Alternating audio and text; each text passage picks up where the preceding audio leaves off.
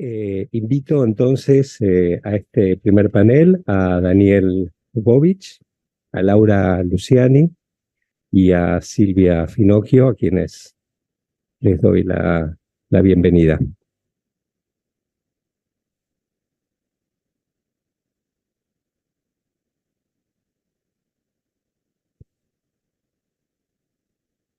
Les voy contando un poco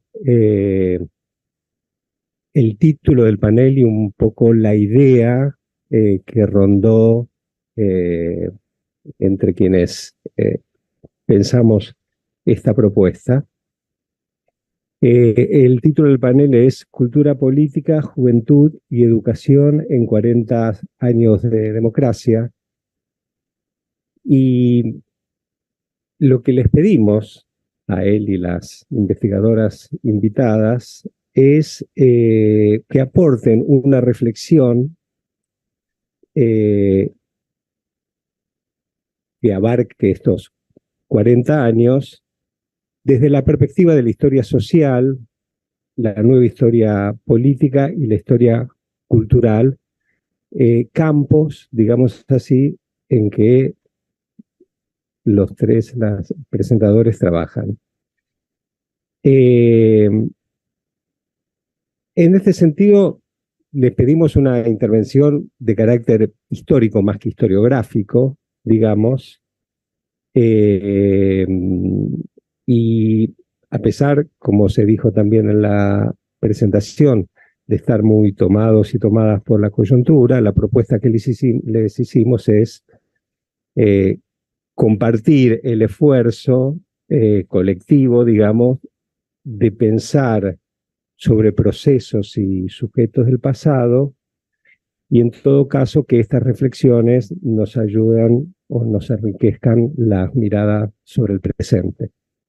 Va a abrir este panel entonces Daniel Bovich. Lo voy a presentar a cada uno y cada una a medida que van tomando la palabra.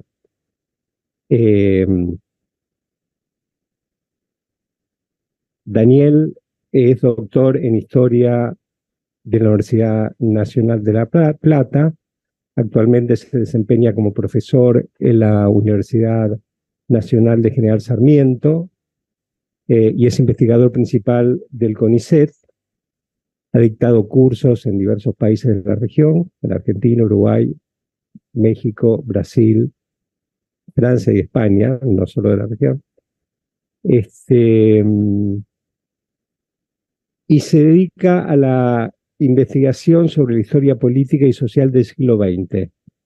Algunos textos de los que es autor: Nacionalismo y antisemitismo en Argentina, una publicación del 2003, El nacionalismo de derecha en la Argentina, desde sus orígenes hasta Tacuara, La cambiante memoria de la dictadura militar, desde 1984, Discursos públicos, movimientos sociales y legitimidad democrática, una publicación del 2008, y El águila y el haz de flechas, el espionaje de Estados Unidos al falangismo en el Río de la Plata, 1941-1944. Quiero mencionar algunas de las preguntas que les planteamos a quienes nos acompañan al panel,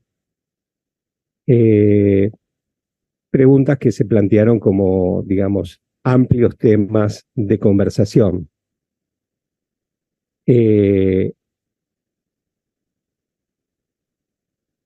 Conversar sobre o plantear alguna relación entre memoria y democracia, cuáles han sido las tendencias más relevantes de los procesos de construcción de memoria sobre el pasado dictatorial en la Argentina en estos últimos 40 años. ¿Se puede pensar algún tipo de articulación entre posiciones ideológicas del arco político y cultural de la Argentina y las perspectivas ante la recuperación y construcción de memoria del pasado reciente? ¿qué puede decirse a la luz de las investigaciones en el campo que en este caso Daniel se desempeña sobre el papel de la educación en la recuperación y construcción de la memoria sobre el pasado reciente? Bueno, son algunas de las preguntas, espero no haberlo comprometido demasiado, pero seguramente lo que nos cuente eh, va a superar con creces estos interrogantes. Bueno, Daniel. Bueno, buenas tardes, muchas gracias por la invitación. De una manera, una vuelta, pues yo soy graduado de la maestría en Ciencias Sociales en el lejano siglo XX.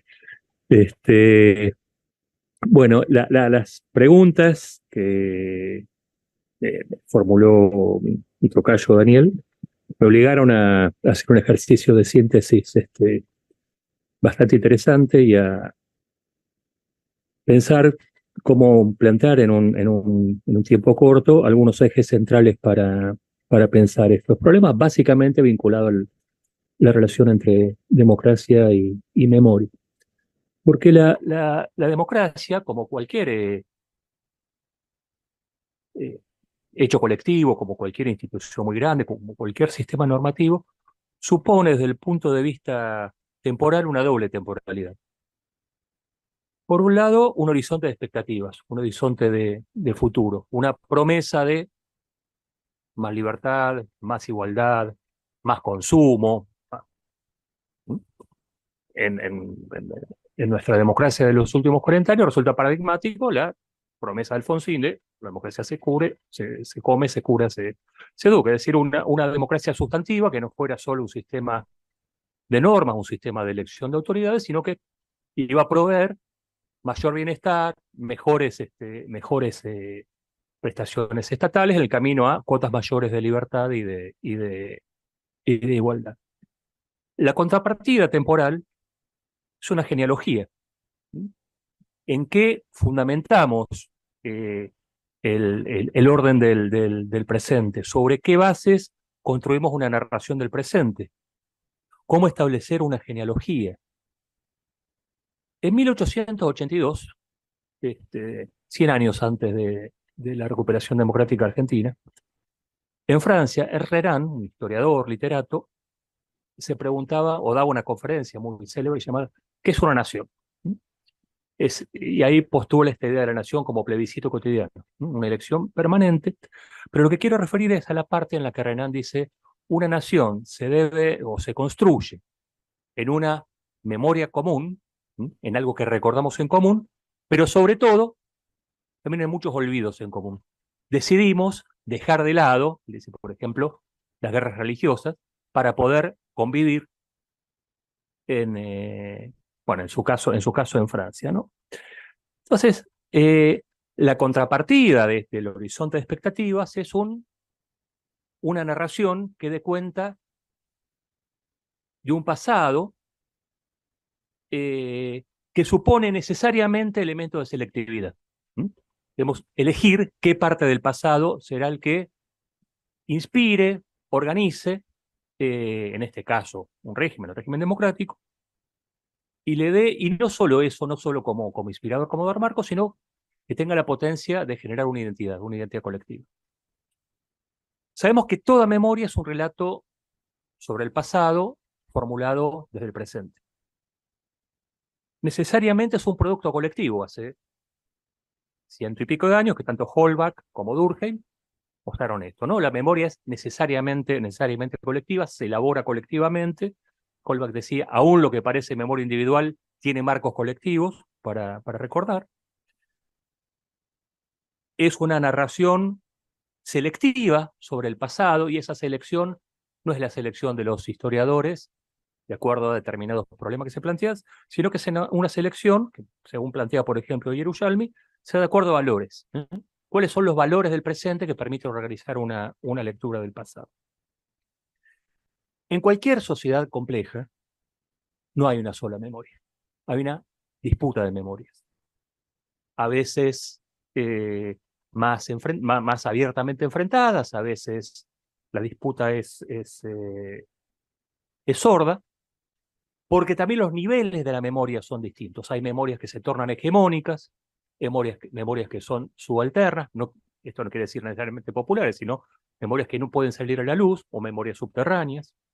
Hay memorias de corta duración, por ejemplo, en Argentina, en muchos países latinoamericanos, cuando hablábamos de memoria, parece que habláramos específicamente de la memoria de la dictadura de los años 70, pero hay investigaciones como lo de Ludmila Catela en zonas rurales de Jujuy, que muestran que la memoria de la población rural e indígena de Jujuy es una memoria de larga duración que se remite a los tiempos coloniales, por lo tanto la memoria de la dictadura no resulta significativa.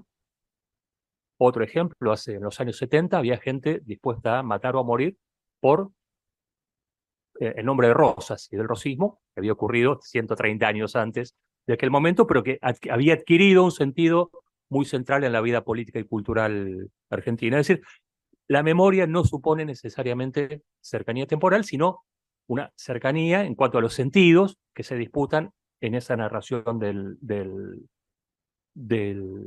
pasado. Entonces, en el caso argentino, frente a una narración sostenida, yendo a la memoria de la dictadura, sostenida eh, por la jerarquía de la dictadura, que sostenía que en Argentina había habido una guerra, que la dictadura había llegado a solucionar un caos insalvable de otra manera. Desde el año 83-84 se comienza a construir una memoria democrática que está fundada en un conjunto de narraciones, porque olvidé señalar esto y no quiero seguir sin señalarlo. La memoria se construye desde el Estado, pero se construye también a través de miles de pares de manos distintos. La industria cultural, los libros, las películas, la educación, por supuesto, en sus distintas intervenciones, los grandes medios de comunicación, la transmisión familiar. Pero podemos entender que la acción de la CONADEP, la publicación del Nunca Más, y sobre todo los juicios del año 85 resultaron fundantes para la construcción de una memoria democrática en Argentina que se basaba en el rechazo punto a punto de lo actuado durante la dictadura, en particular por la violación masiva de los derechos humanos desarrollada durante la dictadura. Y esto permitió formular un consenso amplio. Podemos saberlo por cómo se resolvió la crisis del 87, de 1987, donde las principales fuerzas políticas, aunque adversarios en el terreno político, cerraron filas en la defensa de la democracia. Entonces podemos pensar que esta memoria de la dictadura, esta memoria sumamente crítica de la dictadura, cumplió en Argentina, sigue cumpliendo, funciones similares a lo que se suele señalar para el caso europeo, el consenso antifascista. Es decir, el consenso antifascista en Italia, en Alemania, bueno, en los distintos países europeos, menos en España, porque allí funciona distinto, define reglas, delimita colectivos, nosotros y ellos, los que estamos adentro, los que están afuera, lo que se puede hacer, lo que no se puede hacer, lo que se puede decir y lo que no se puede decir, estableciendo como el cemento sobre el que se levantan no solo las instituciones democráticas, sino los consensos democráticos. Permite postular un nosotros y un ellos. Eso hace toda memoria, por otra parte. La memoria es, entre otras cosas, una narración de la propia identidad. Esta narración es de memorias colectivas, es decir, cada sujeto alberga una confederación de memorias, como diría la Confederación de Almas de Sostiene Pereira, sí, que plantea Tabú, quien sostiene Pereira. Si tenemos memorias de distinta naturaleza que se articulan de manera contradictoria, alocada, y las memorias colectivas a veces también son así, ¿no? Pero resultó predominante en el caso argentino la construcción de esta memoria. Sin embargo, y parecía, o a muchos les parecía, que este consenso era absoluto. Sin embargo, había memorias subterráneas, muy críticas muy críticas del establecimiento de esa memoria, que levantaban las banderas, o algunas de las banderas que había de la dictadura, o que defendían a la dictadura. Esto está muy, no quedó tan claro en los últimos años, pero en el año 84, 85, 86 no era claro que la democracia iba a seguir. Acá tenemos un protagonista que puede decirlo quizá mejor que yo en su momento. Y había muchas voces que levantaban postulados críticos a la democracia como sistema. Y esto se va a ver mucho más claro todavía cuando en 1991 vaya a ser electo Ulloa, gobernador de Salta, que había sido el gobernador de la dictadura, o Bussi en 1995, va a gobernar un verdadero símbolo de la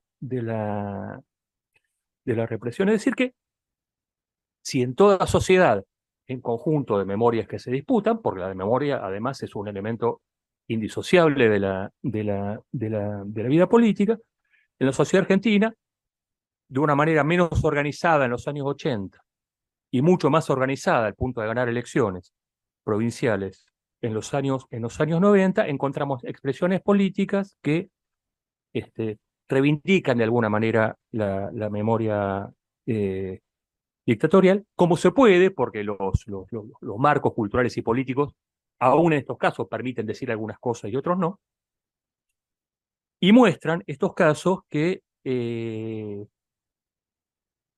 el consenso democrático nunca fue absoluto. Fue amplio, fue más amplio en algún momento, pero nunca fue del todo absoluto. Es decir, había actores que, aún usando las herramientas propias de la democracia, el voto, se mantenían en su discursividad sobre el presente y en su narración del pasado por fuera de ese consenso. Ahora, la memoria de la dictadura, la memoria crítica de la dictadura, que nace, o no puede decir nace antes todavía, porque nace con las denuncias a la acción del terrorismo de Estado en el exterior o por los organismos de derechos humanos en Argentina, pero era, como ha sido mostrado por la historiografía reciente, era un universo muy pequeño, hasta inclusive después de la guerra de Malvinas. Pero digo, esa memoria también fue cambiando. Quiero traer dos ejemplos. Un ejemplo es o tres ejemplos. Uno es el ejemplo tan célebre de los dos prólogos al Nunca Más. El prólogo de la publicación de los años de Alfonsín y el prólogo de la publicación de los años de-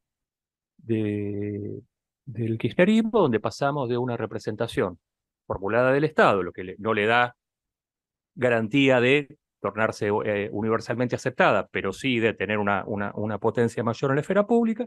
En un caso, la teoría de los demonios, que está más en el prólogo que en el texto, y está más en la intervención televisiva de Trócoli que en el prólogo inclusive, y en otro caso esta idea de el pueblo siempre resistente, que no se sostiene históricamente, pero que cumplía su función en su, en su momento. O la transformación que tiene que ver bueno, con un montón de elementos que no lo voy a poder explicar ahora, de la imagen predominante del desaparecido como víctima pura a la imagen del desaparecido como un revolucionario, o la transformación que ha mostrado Victoria Álvarez muy recientemente de la aparición de la problemática específica de género, entre otras cosas, se incorpora a la memoria el tema de la violencia sexual contra las mujeres presas y detenidas ilegales, al calor del desarrollo del movimiento feminista en Argentina, justamente por esto, porque el discurso de la memoria es un discurso del presente sobre el pasado. Entonces, las identidades políticas de distintos grupos de los sucesivos presentes de estos últimos 40 años no se forman solo por el pasado, pero necesariamente tienen un discurso sobre el pasado. Y aún en experiencia que prefirieron no tenerlos, esto se tornó una tarea imposible.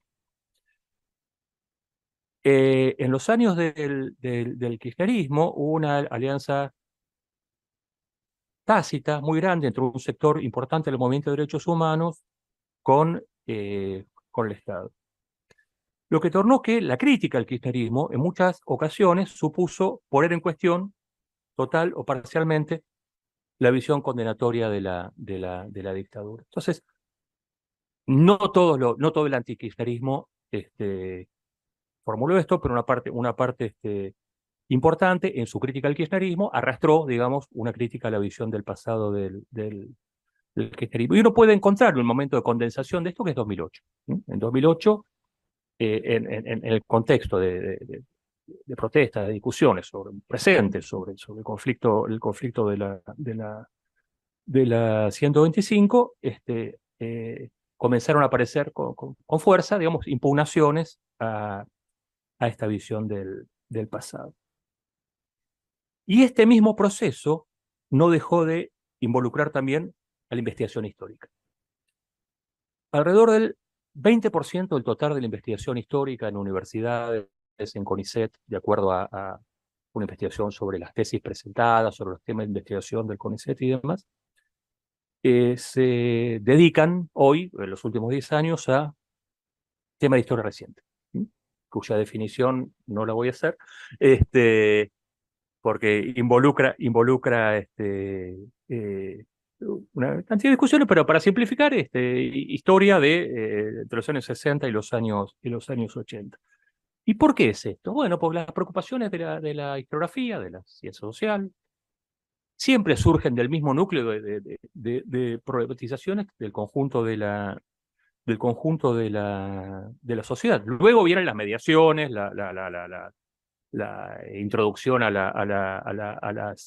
los medios de validación, de falsación, de consagración propia de las ciencias sociales, pero una cosa son las preguntas, los intereses, y otra cosa es como del modo que se resuelve. Y muchos académicos dedicados digo historia reciente, pero historiadores, sociólogos, politólogos, antropólogos, /as, tuvieron una participación muy activa también en la eh, eh, creación de las instituciones vinculadas al pasado reciente. La creación de archivos, la creación de memoriales, de museos. Esto puede parecer algo muy singular, pero en realidad cuando Bartolomé Mitre creó la historiografía erudita argentina en el siglo XIX, hizo lo mismo, ¿no? Creó instituciones, creó archivos, creó museos, y demás. Y una peculiaridad, también esto es novedoso, muchos y muchas participaron como peritos de contexto y demás en juicios, en varios juicios en Buenos Aires, en Rosario, en Córdoba. Entonces hay una tensión necesaria entre el tipo de producción académica que se formula al interior de un consenso memorial, que por un lado hace esfuerzos por sostener las grandes líneas de ese consenso memorial, pero que no podría ser historia, sino criticar a la vez los elementos más problemáticos o menos defendibles de ese consenso. Entonces hay una tensión fundante e irresoluble. Hay que cabalgar, digamos, entre el amor a la justicia y el amor a la verdad. Y a veces no van de la mano. Y a veces no van de la mano.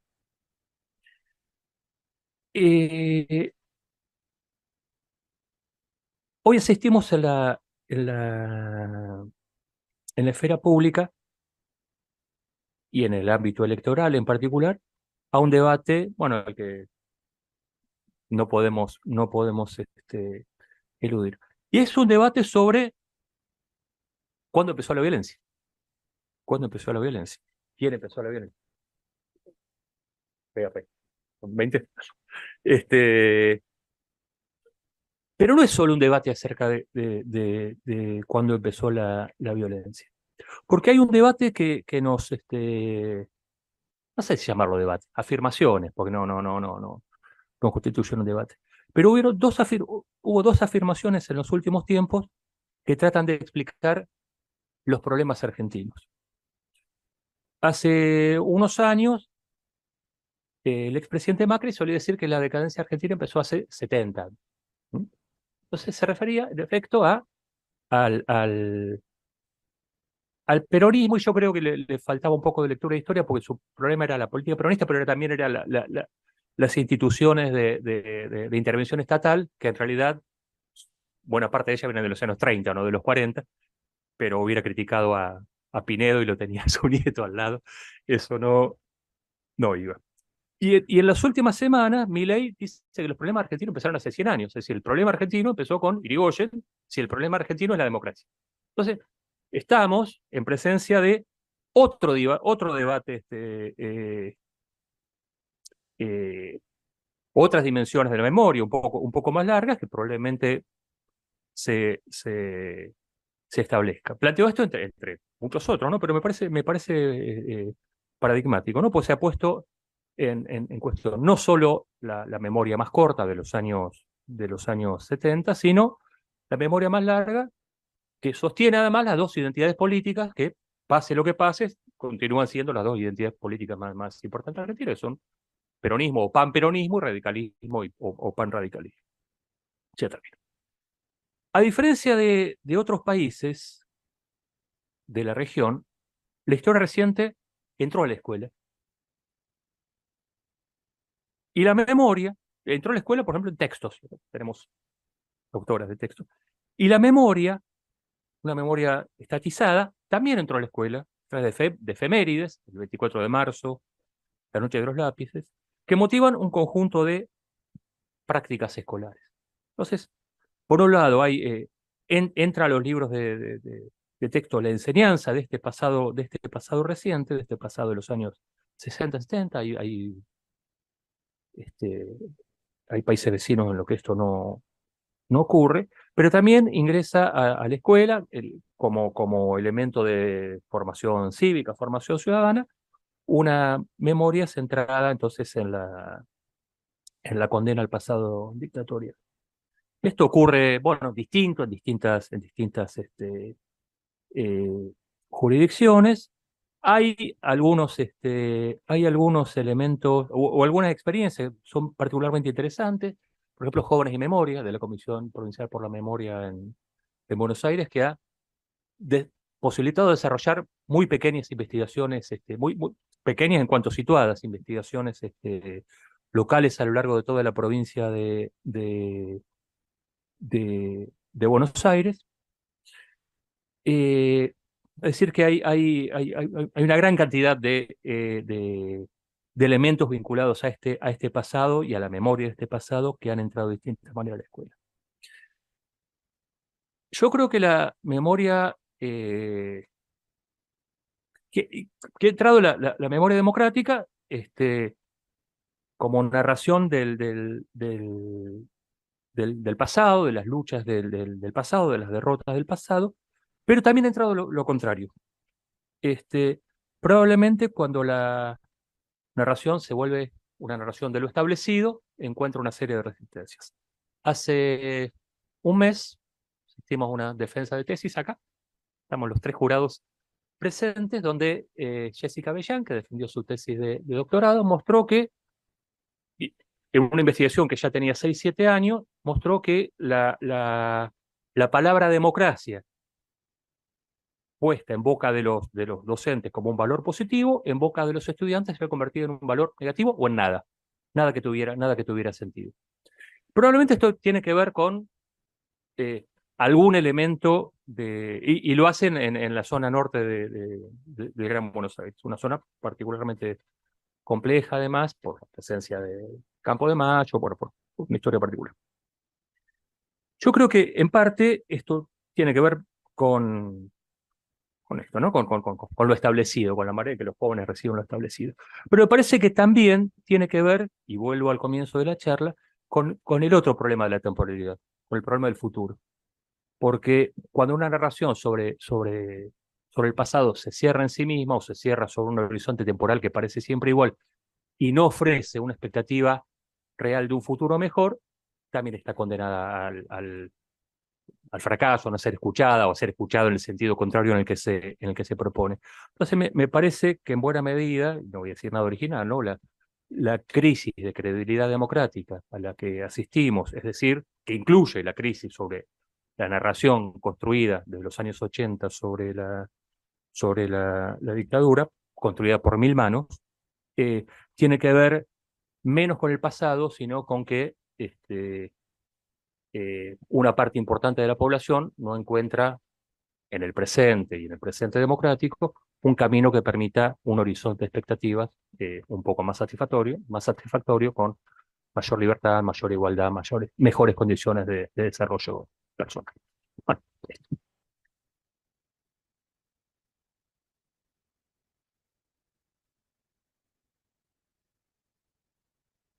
Bueno, muchas gracias, Daniel. Eh, Ahora vamos a escuchar a Laura Luciani, eh, algunos comentarios sobre la trayectoria de Laura. Laura es profesora y licenciada en Historia y doctora en Humanidades, con mención en Historia por la Universidad Nacional de Rosario. Es investigadora adjunta de CONICET y se desempeña como docente en carreras de gestión cultural, y en la carrera de antropología y en la carrera de historia de la Facultad de Humanidades y Artes de la Universidad de Rosario. Eh, Su línea de investigación tiene otras actividades docentes, pero abreviamos un poco los antecedentes. Su línea de investigación se centra en la historia reciente latinoamericana y más específicamente en el campo de estudios de las juventudes y de los movimientos estudiantiles. Tal vez le podamos pedir alguna definición de historia reciente, que Daniel se negó a dar. Es autora de Juventud en Dictadura, Representaciones Políticas y Experiencias Juveniles, Rosario 1976-1983. Eh, es Participó como coordinadora de libros tales como Jóvenes y Estudiantes, Proyectos, Rebeldías y Luchas en Tiempos de Cambio, Rosario en los años 60. eh, y tiene una compilación, participa en una compilación sobre la historia reciente en Argentina, Balances de una historiografía pionera en América Latina. Bueno, Gracias. Yo le había mandado un CV y después le dije, Daniela, abrevialo, porque está hecho para otra cosa. Quiero agradecer igual esta presentación que hace Daniel y quiero agradecer la participación en este panel con otro Daniel, con otro colega y con Silvia. Yo tomé parte de las preguntas que me habían propuesto e hice otra cosa. No, hice eso, pero con otras coordenadas también, en función de algunas de las preguntas que me vengo haciendo en los últimos tiempos en torno a los estudios sobre juventudes. Pensaba en algo, ¿no? Cuando pensaba en este, no solamente en este panel, sino en esta propuesta que hace Flaxo de jornadas, que tiene que ver con esto de que las fechas y las efemérides, como decía recién Daniel, suelen convocar a preguntas o repreguntas sobre determinados contextos. La pregunta sobre el sentido de la democracia, qué fue la democracia, qué es hoy, qué sentidos y qué imaginarios convoca, efectivamente es algo que en ocasiones de fechas redondas vuelve a aparecer. Pero es particularmente sintomático que no necesariamente aparece en todas las fechas redondas. Creo que la gran proliferación de eventos académicos, pero también de preguntas en distintos espacios y en medios de comunicación que ha tenido en este año en particular 23, no lo ha tenido a los 30 o a los 20 años. Me parece que ahí la pregunta sobre la democracia siempre está atada a una pregunta sobre el presente, ¿no? Si queremos hablar un poco de cómo pensar también esas coordenadas entre historia y presente.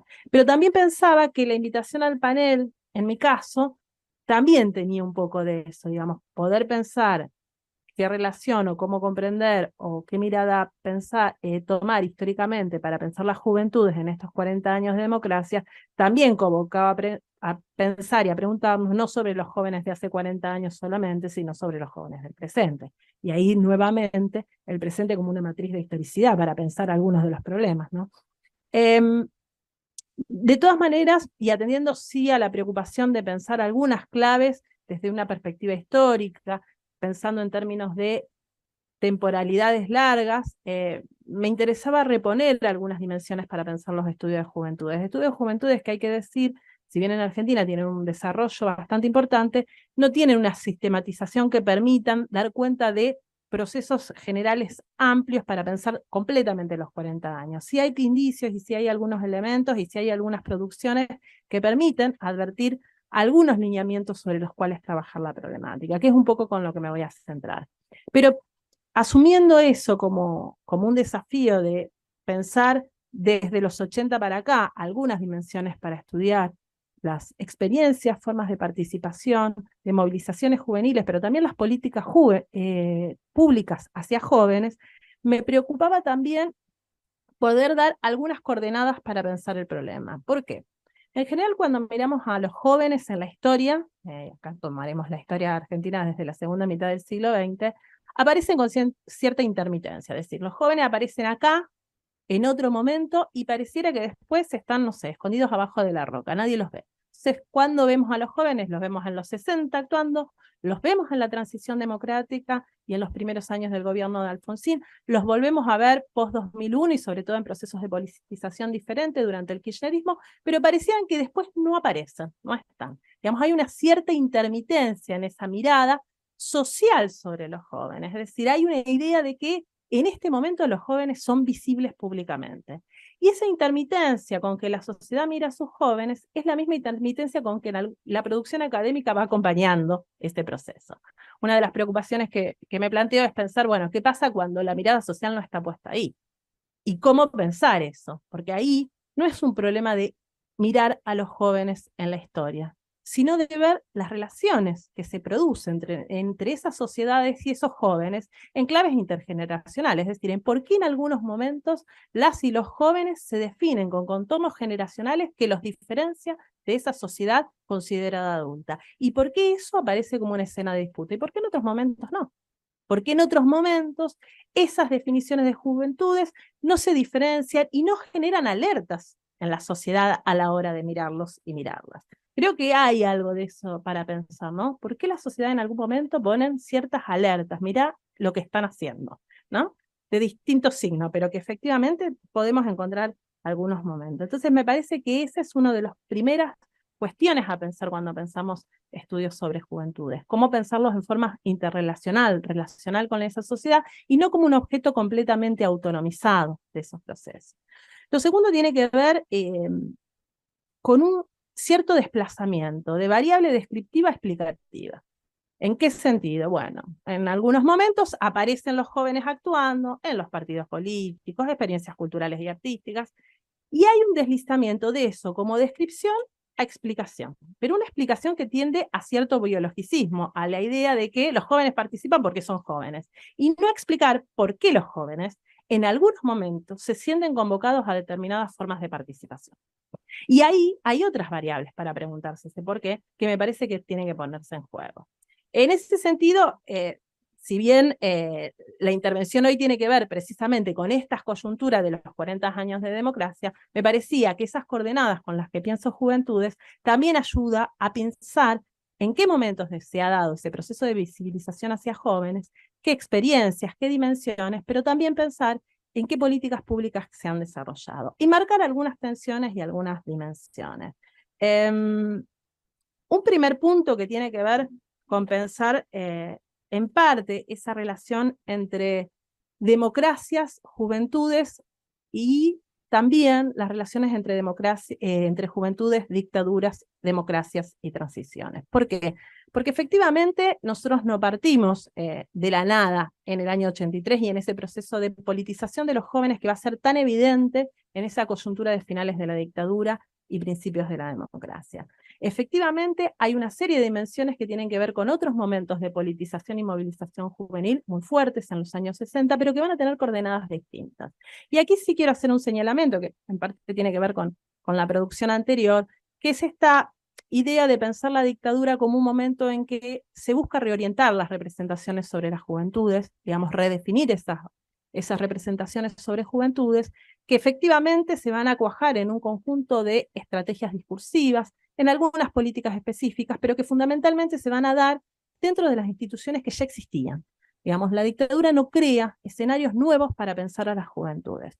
Eso, si uno lo mira en relación con otras dictaduras del Cono Sur, sí tiene una diferencia. En el caso de Chile, por ejemplo, crean la Secretaría Nacional de Juventud. En Argentina eso no pasa. No hay escenarios nuevos. Las instituciones que existen como espacios de sociabilización de los jóvenes, como espacios en donde se identifica como universos juveniles, fundamentalmente la escuela, en menor medida la universidad, van a ser todavía los espacios donde van a reorientar esas definiciones y esas representaciones. Eso en dictadura parcialmente podríamos plantear que como objetivo se logra o se concreta, pero que efectivamente en un contexto de crisis de la propia dictadura va a ir marcando nuevos fenómenos de experiencias juveniles que desbordan esos proyectos, en todo caso, dictatoriales. Y efectivamente un proceso de movilización juvenil que tiene algunas características particulares. Si uno mira los años 80, ese año 82, 83, sobre todo post-Malvina, va a haber un proceso de intervención y participación de jóvenes en las movilizaciones en la calle, en articulación con derechos humanos. La agenda de derechos humanos empieza a ser una agenda que también incorpora las agrupaciones juveniles, digo, que no era parte necesariamente de agendas previas, por sus propias características, pero también hay un proceso de participación y movilización y de emergencia de culturas juveniles en esa coyuntura bastante particulares, digamos. La idea de que el rock como cultura juvenil emerge en periodos previos, pero se masifica en los años 80, digamos. Y la articulación entre esas culturas juveniles y políticas que son un poco más, con bordes menos específicos. A mí me gusta mucho el planteo de Rosana Reguillo, cuando ella plantea sobre juventudes esta idea de no tratar de delimitar claramente cuáles son los bordes de la política y de las culturas juveniles, porque efectivamente es difícil entender lo político por fuera de esas dimensiones culturales específicas que van a tener en el espacio de las juventudes. Y ahí me parece que hay un punto también para pensar en términos analíticos esas democracias, en qué momentos, de qué maneras participan estos y estas jóvenes, de qué momentos se cruzan, se tensionan o se rearticulan culturas juveniles y espacios políticos, que va a tener dimensiones diferentes si pensamos los años 80 o en la actualidad. En ese momento hay unas ciertas coordenadas que tienen que ver con la coyuntura. Pienso la intensa participación de jóvenes en los distintos espacios juveniles, ya sea en el MOJUP o en el Movimiento de Juventudes Políticas, ya sea en los distintos partidos, que van a tener dimensiones y agendas distintas. Digo, no solamente en el radicalismo, que nutre fundamentalmente el proyecto alfonsinista desde la juventud, sino también en los partidos de izquierdas, por ejemplo. Los y las jóvenes participan, digo, y eso es sí una clara continuidad en estos 40 años, la posibilidad de politización dentro de los partidos políticos sin las clausuras y las proscripciones que han significado en tiempos anteriores, más allá de las dinámicas que esto asuma, ¿no? Entonces hay ahí un momento de clivaje en esos años 80 que va a tener transformaciones durante las décadas siguientes. Pero me interesaba señalar 2 o 3 cuestiones en torno a esto. Una, que no necesariamente que las y los jóvenes integren los partidos políticos implican agendas juveniles. No todos los partidos van a incorporar una agenda juvenil. El radicalismo, sin duda, los partidos de izquierda, en algunos más que otros, pero sin duda, pero no necesariamente. Por ejemplo, Bomaro ha trabajado muy bien esto, como el Partido Justicialista. En ese momento se nutre significativamente de jóvenes, pero la agenda juvenil no es una agenda importante. Entonces, ahí hay también algo que pensar en términos de qué pasa con los jóvenes, su participación y las referencias de los partidos que no necesariamente los inscriben en clave generacional. Y en qué momentos eso ocurre y en qué momentos no. Si pensamos el proceso de politización y participación de jóvenes en clave política, hay sí algunas transformaciones que hay que pensar a futuro, sobre todo lo que tiene que ver con los 90. Los 90 han sido siempre considerados como los años de apatía de la juventud, y sin embargo hay procesos de politización en otros espacios que no tienen que ver con los institucionalizados. Digo, en un contexto de descrédito de los partidos políticos que se inicia ya a fines de los 80, los procesos de participación en organizaciones territoriales, en movimientos sociales, en movimientos barriales, que van a tener otras coordenadas diferentes a los 80. Y que también tienen que ver con las dimensiones que los años 90 y ese contexto neoliberal habilitan en un proceso de mayores desigualdades, profundas desigualdades sociales, que afectan fundamentalmente a jóvenes y a mujeres jóvenes dentro de ese proceso. Quizás si tenemos que pensar la participación política en el siglo XXI, tengamos que tener otras dimensiones para pensar el problema, porque las culturas juveniles actuales tienen dimensiones diferentes a las culturas artísticos, culturales de los años 80 y 90. Y pensemos lo que tiene que ver con Internet, las redes sociales y esas nuevas formas, más rizomáticas, diría Guerreguillo, desterritorializadas en donde se construyen estas nuevas formas de apropiación de las culturas juveniles. Y ahí volvería también a su atención sobre culturas juveniles y política para pensar el problema, ¿no? Y qué dimensiones tiene eso en el siglo XXI y mucho más post-pandemia, ¿no? Donde eso se recrudeció. Podríamos pensarlo en general para la sociedad, pero me parece que tiene algunas dimensiones que habría que atender particularmente cuando pensamos en las trayectorias de los segmentos poblacionales más jóvenes, ¿no? Otra dimensión que me gustaría tomar en torno a esto tiene que ver no solamente con pensar el cruce entre culturas juveniles y política, y trazar algunas dimensiones de cómo esto se ha ido transformando, sino con otra cuestión que tiene que ver con las políticas públicas.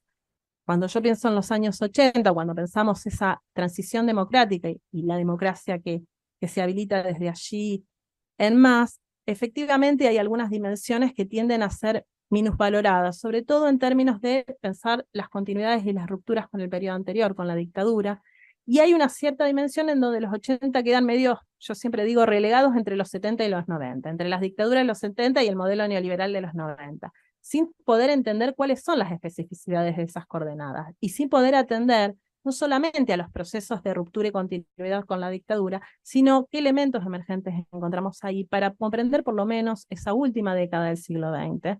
Creo que las coordenadas del siglo XXI habilitarían otras dimensiones que tienen que ver con los procesos de post-2001, que si podemos hablamos un poquito, pero digo, ahí hay algo sobre los años 80 y en términos de políticas públicas que a mí me gustaría reponer y retomar.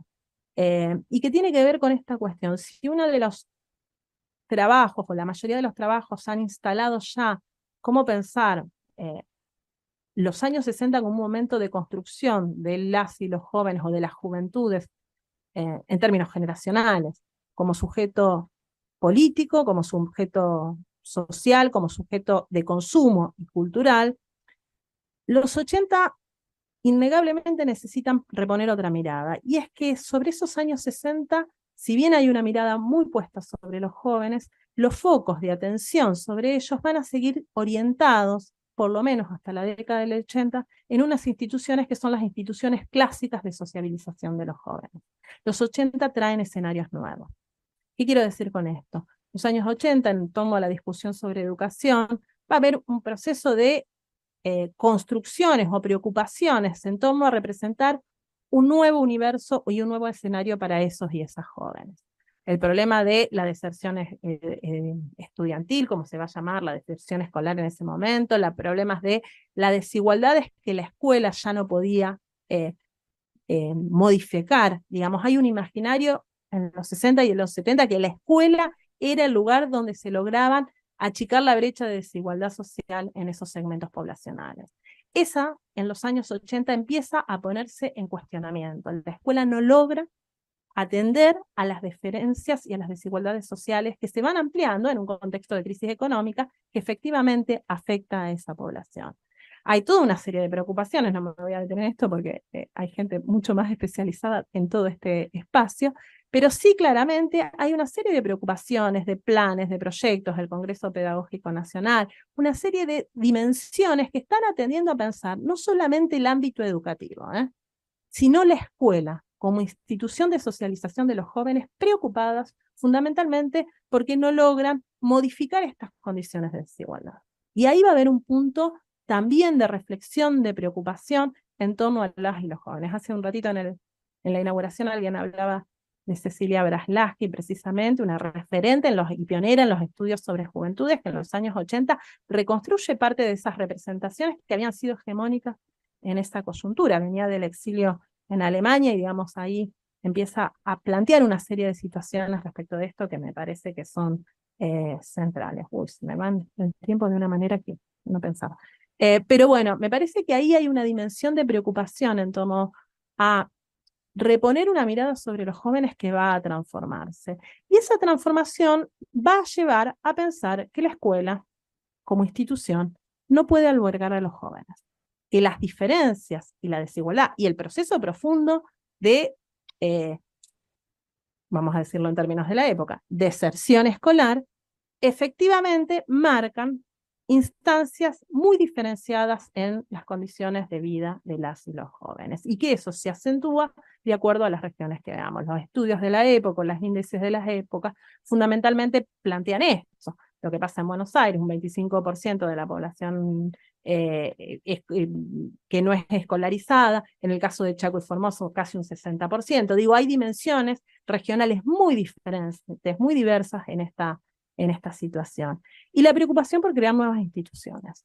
Creo que una de las diferencias que los 80 trae es que el Estado crea nuevas instituciones para pensar a los y las jóvenes.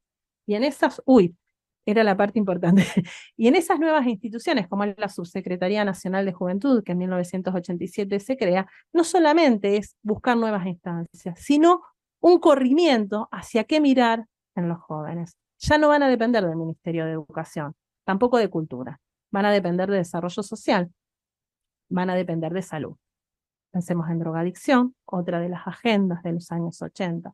Pensemos en el problema de la pobreza. Entonces, hay una serie de dimensiones que se van a habilitar en los años 80, que tienen coordenadas con otros elementos y otras problemáticas muy propias de la época, que inauguran todo un proceso de mirada sobre las y los jóvenes en términos de las condiciones de desigualdad que se van a acentuar en la década siguiente. A eso después habría que agregarle condiciones regionales específicas, procesos de racialización sobre esos sectores poblacionales, que van a también marcar nuevas brechas, pero también nuevas identidades políticas. Digo, y nuevas dimensiones y nuevas agendas de esas identidades políticas, sobre todo en la coyuntura post-2001. Bueno, tenía que decir otras cosas, pero con esto está. No, y quizás lo que quisiera pensar en términos de las agendas, a ver, es muy difícil a veces pensar, bueno, cuáles son las agendas de estos y estas jóvenes si pensamos en la coyuntura del siglo XXI, porque nosotros tendemos a mirar históricamente en términos homogéneos a la juventud, y las juventudes no son para nada homogéneas en su construcción. Hoy estamos más preocupadas por los jóvenes y las derechas, pero también hay un proceso de movilización, participación en distintas esferas y en distintos escenarios que se han habilitado post-2001, que marcan la heterogeneidad de esas acciones y participaciones. En algunos momentos nos preocupan más unas que otras, pero volvería a esa idea de que las sociedades se ponen en alerta cuando los jóvenes se construyen en claves generacionales. Me parece que ahí también tenemos que repensar cómo las sociedades piensan sus políticas hacia los y las jóvenes. Y tomo, solo para cerrar, la palabra de futuro que hablaba Daniel. Hay algo que se le dice siempre a los jóvenes y con lo que no estoy del todo de acuerdo, y es ustedes son el futuro. No se le puede decir eso. Hoy, digo, mi presente era mi futuro hace 20 años atrás. No se puede, digamos, lo que están pensando es en su presente. Y lo que nos falta a nosotros pensar es a los jóvenes en términos de presente, no de futuro. Eso, muchas gracias.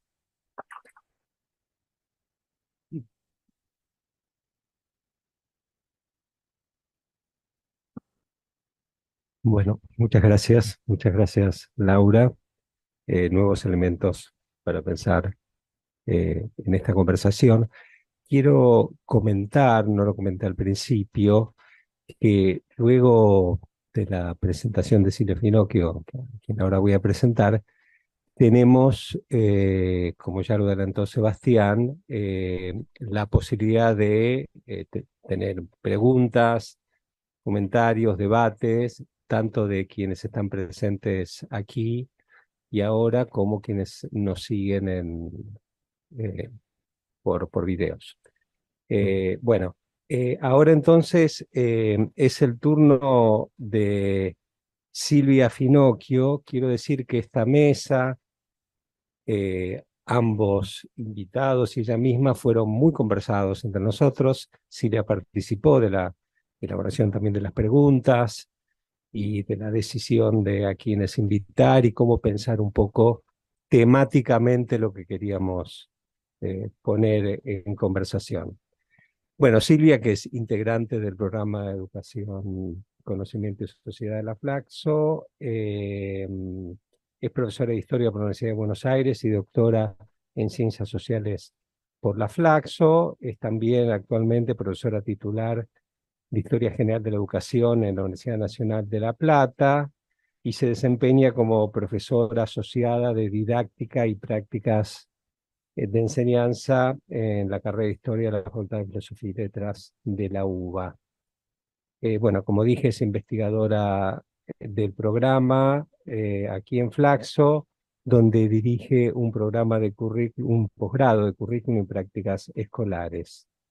Bueno, ha sido profesora y invitada y realizó estancias en algunos países de América Latina y consultora en el Ministerio de Educación y, bueno, conoce varios países de América Latina y los las currículas de varios de esos países, porque es su especialidad.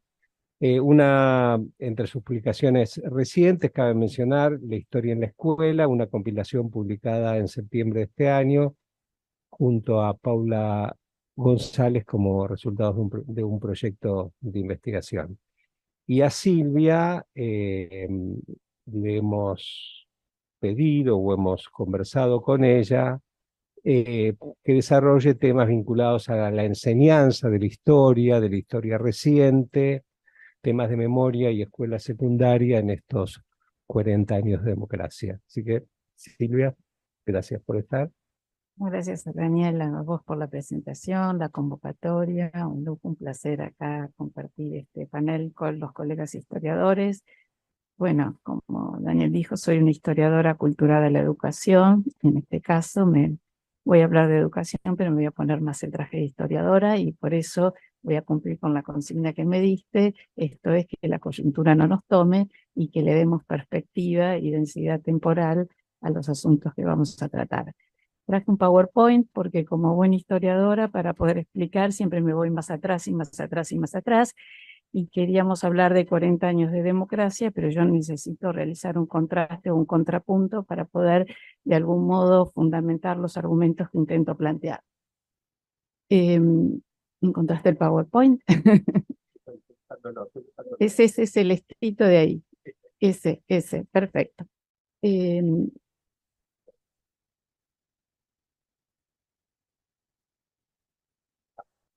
Perfecto. Bueno, en este panel básicamente me voy a referir a balance de estos 40 años.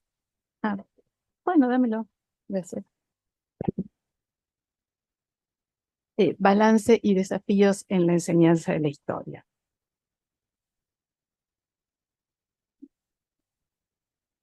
¿Está funcionando? Bueno, en ese balance, por supuesto, es demasiado amplio el tema, y yo particularmente voy a focalizar, voy a hacer zoom, digamos, en una relación, en la relación entre la historiografía, esto es el producto de los historiadores, la comunidad de historiadores, los jóvenes, las culturas juveniles, y lo que acontece adentro del aula. Y en este sentido estoy queriendo poner o encarnar este análisis en los historiadores, en los jóvenes y en los profesores y profesoras. Es decir, detrás de todo esto hay sujetos que están tomando decisiones y que están llevando a cabo sus prácticas. Sí, la siguiente, por favor. Y para hacer esta presentación quisiera centrarme en 3 momentos. En el primero es desde dónde abordar la perspectiva teórica, ¿no? ¿Cuál es la perspectiva desde la cual voy a abordar el análisis? La segunda es cómo se plasmó esa relación en normas, en textos escolares y en prácticas áulicas. Y finalmente, qué desafíos plantea esa relación entre la comunidad de los historiadores, ¿no? Los docentes y los jóvenes y jóvenes. Sí, la siguiente, por favor. La perspectiva teórica, a mí me parece importante plantearla. Pido disculpas por hacerlo porque no es tan conocida esa perspectiva a la hora de hacer foco en los problemas educativos, y no es tan conocida en el sentido de que hay un debate que al menos para nosotros los historiadores es importante en el terreno educativo y que tiene que ver con la cuestión de cómo se produce el cambio en educación. ¿Por qué? Porque sabemos, los sociólogos han discutido mucho, en la escuela hay resistencia, en la escuela hay reproducción, pero también en las escuelas hay creación. Y cómo todo esto se va produciendo tiene una complejidad conceptual que yo quisiera aquí recuperar estrictamente en relación con la transmisión del pasado, y en particular del pasado reciente. Sí, la siguiente, por favor. En el campo estrictamente de la educación, y pido disculpas a los que no se dedican tanto a la enseñanza, pero bueno, esto es bastante básico para nosotros, al menos ha habido 3 grandes discusiones sobre la relación entre la enseñanza y el saber elaborado. Una primera perspectiva que terminó siendo hegemónica en la formación de los docentes en nuestro país, y que viene de la didáctica de la matemática, básicamente alude a la idea de un saber sabio producido en algún lugar y que se transmite a través de una correa de transmisión que lo va transformando y a veces deformando hasta llegar al aula y tener un conocimiento enseñado, aprendido, evaluado. Una segunda perspectiva que comenzó a desarrollarse tempranamente, pero que es bastante, no del todo tan difundida, al menos en nuestro medio y en la propia formación docente, y particularmente rescataría aquí el trabajo de André Gerbel, donde básicamente lo que nos trae, ¿no?, desde una perspectiva histórica es cómo la escuela ha creado y ha producido también conocimiento y sistematización del conocimiento. En términos de Falbach-Terrigi, podríamos decir que la escuela tiene 2 tipos de conocimiento. Un conocimiento que se considera legítimo y es visible, y un conocimiento que no se considera tan legítimo y está invisibilizado. Pero básicamente, recuperando la historia de la escolarización, diríamos que gramática, ortografía, historia, geografía, muchos saberes primero fueron sistematizados por el mundo escolar e incluso producidos dentro del seno en función de las necesidades, y luego nació una disciplina en las universidades llamada lingüística, o llamada historia académica, o llamada geografía. Es decir, que la institución como tal era interpelada también en términos de producción de conocimientos. Y finalmente y esto tiene que ver con cómo leemos el saber escolar, y finalmente hay una posición que dice, bueno, en la escuela pasan las 2 cosas, algo intermedio, ¿no? La escuela transmite un saber elaborado en otro ángulo, pero también produce mucho, ¿no? Esta es la posición de Forquén. Sí, pasamos a la siguiente. Digo, sintéticamente, vulgarización de un saber erudito, creación de, por y para la escuela, Gerbel, Woodson, producción escolar que incluyen la transposición de un saber. Serían las 3 grandes posiciones en términos del saber escolar. Voy al tema de la historia, concretamente, y cómo se reproduce esta discusión en el campo de la enseñanza de la historia. Por un lado, Joaquín Prats, más desde una perspectiva más recuperando los desarrollos de la historia profesional, dirá que es transmisión de los procedimientos de los historiadores y los conocimientos historiográficos. En la vereda opuesta, Raimundo Cuesta dirá prácticamente que la escuela es un espacio de memoria, es una casa de memoria, y que lo que la escuela debe hacer es organizar y preservar y sistematizar la memoria, y que allá con los historiadores, y una posición intermedia, o Didier, que dirá, bueno, acá hay transmisión de un saber elaborado, pero también una reflexión muy importante sobre los usos públicos de la historia. Digo esto, el debate se reproduce en el propio campo al interior de la transmisión de la enseñanza de la historia. La siguiente, por favor. Sintéticamente, reivindicación de una historia científica desnacionalizada y concebida como ciencia social, una posición, una construcción de memoria del pasado aquí y ahora como tarea de la escuela, y finalmente una producción que supone reflexión sobre los usos del pasado.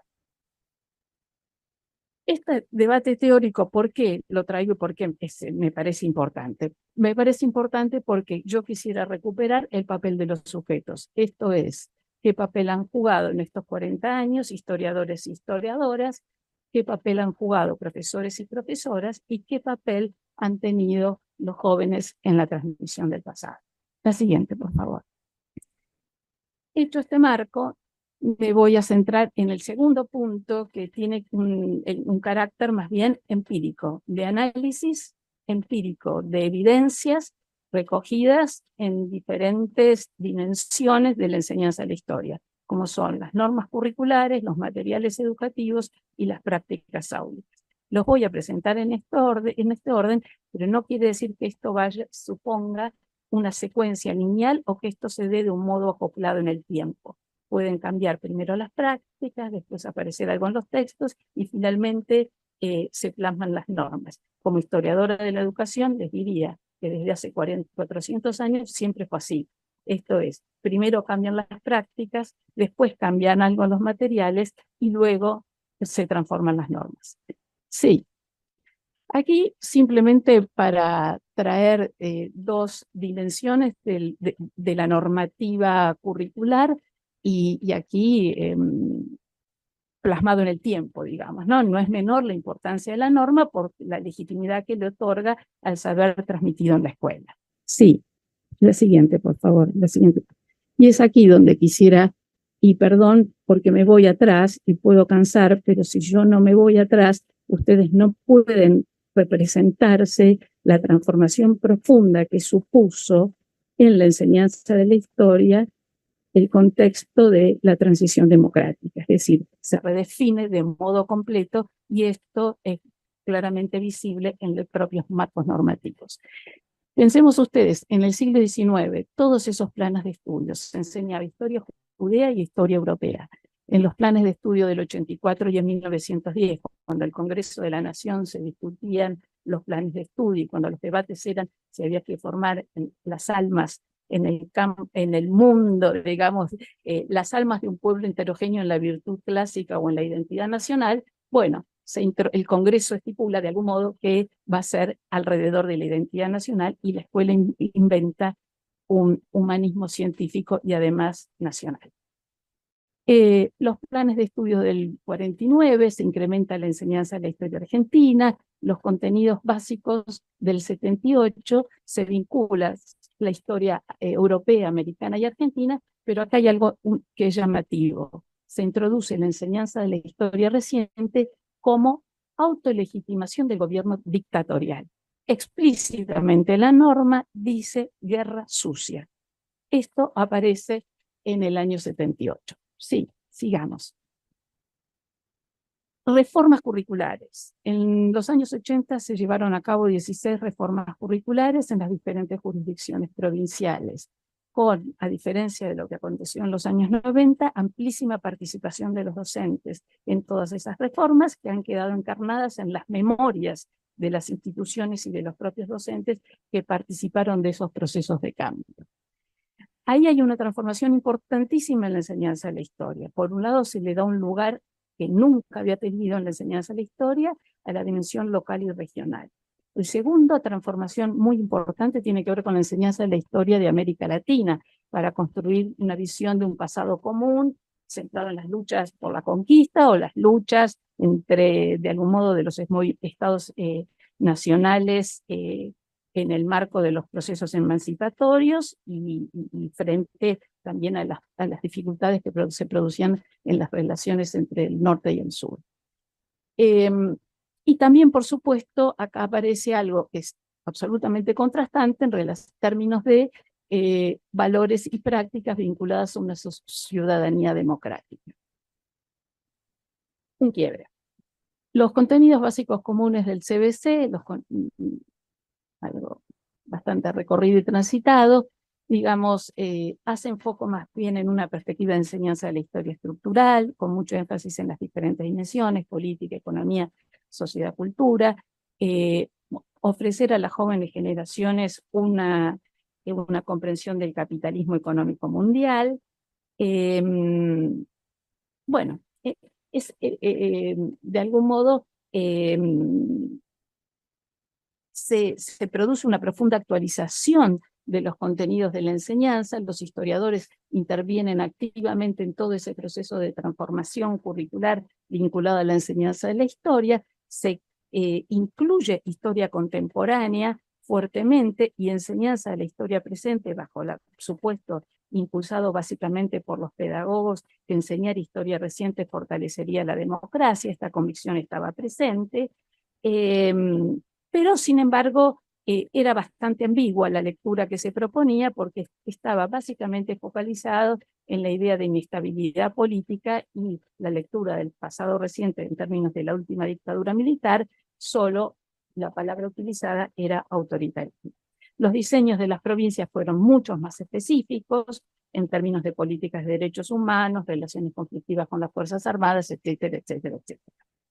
Y a partir del 2006, esta es una ley nacional, las leyes nacionales generalmente no estipulan contenidos a enseñar, la ley nacional del 2006 estipula en uno de sus artículos algo vinculado a la transmisión de la memoria, básicamente valoración del pasado reciente como memoria colectiva, y estipula la obligatoriedad de enseñar el proceso de terrorismo de Estado, la guerra de Malvinas y la defensa de los derechos humanos y el Estado de Derecho. De algún modo hay un deber de memoria encarnado en una ley nacional, es decir, una ley nacional que no estipula ningún contenido de ninguna asignatura, pero sí cómo se va a transmitir el pasado reciente. Y muy centrado en la memoria.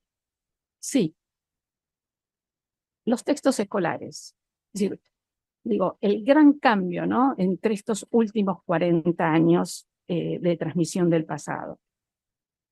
Es lo que quisiera marcar, al menos en la normativa, más allá de la naturaleza de toda normativa, que generalmente es una enunciación bastante apretada.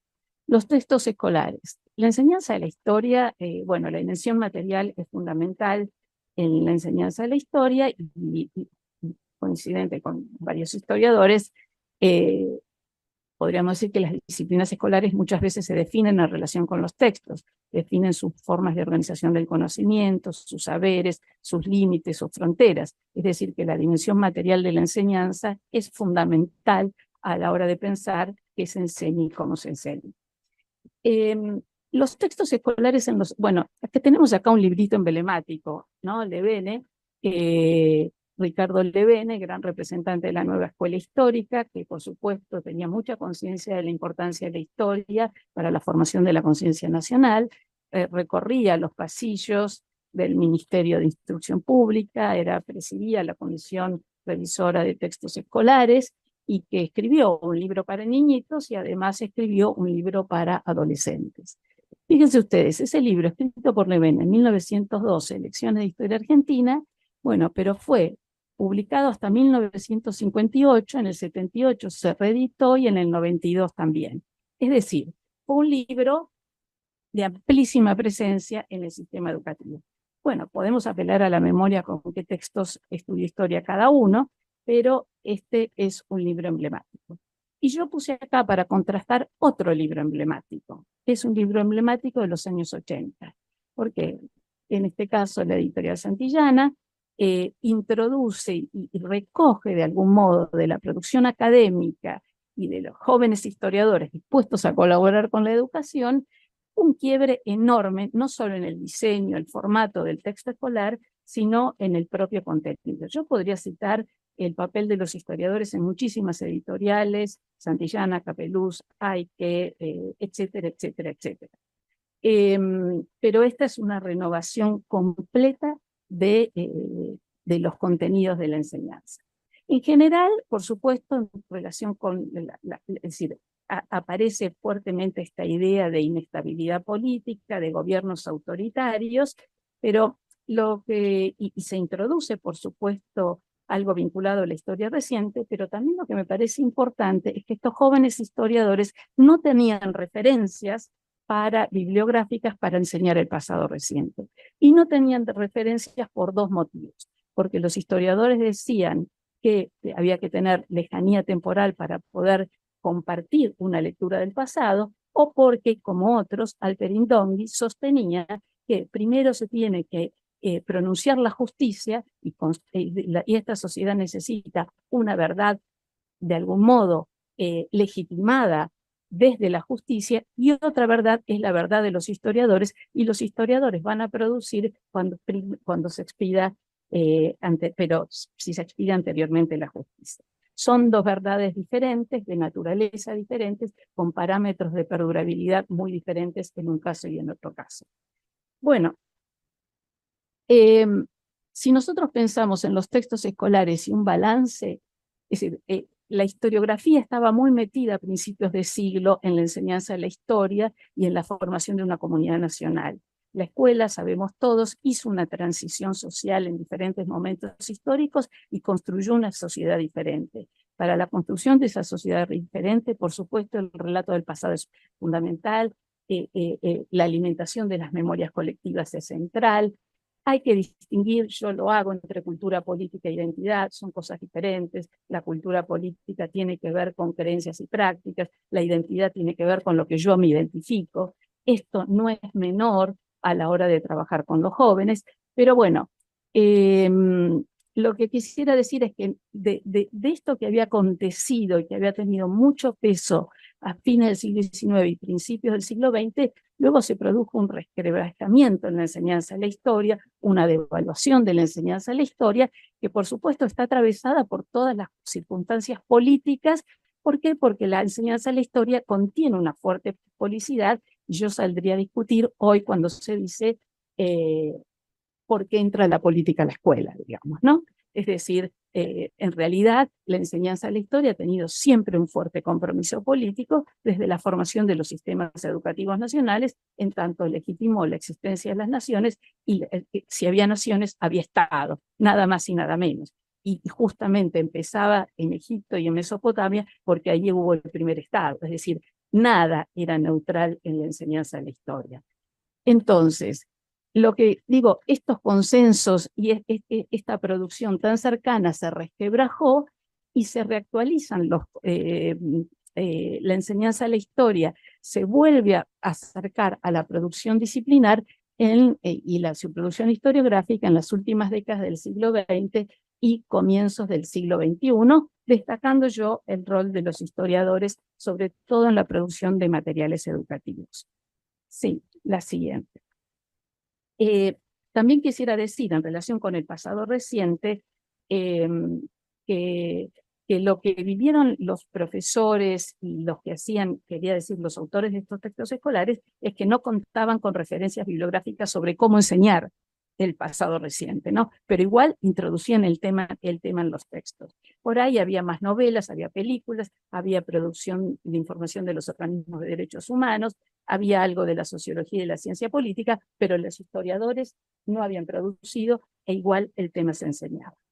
Y también decirles con respecto a los textos escolares, que como señalaron quienes me precedieron, cuando se amplifican los estudios sobre la historia reciente, por supuesto que esta temática y avalada de algún modo por la ley y los nuevos diseños curriculares producidos hasta el 2012, este tema estalla también en los textos escolares, aunque ese tratamiento es bastante desparejo, pero la idea de represión, desaparición, centros clandestinos, política económica, neoliberalismo, especulación, organismos de derechos humanos, bueno, todas esas temáticas aparecen en los textos escolares a partir del año, en las últimas 2 décadas.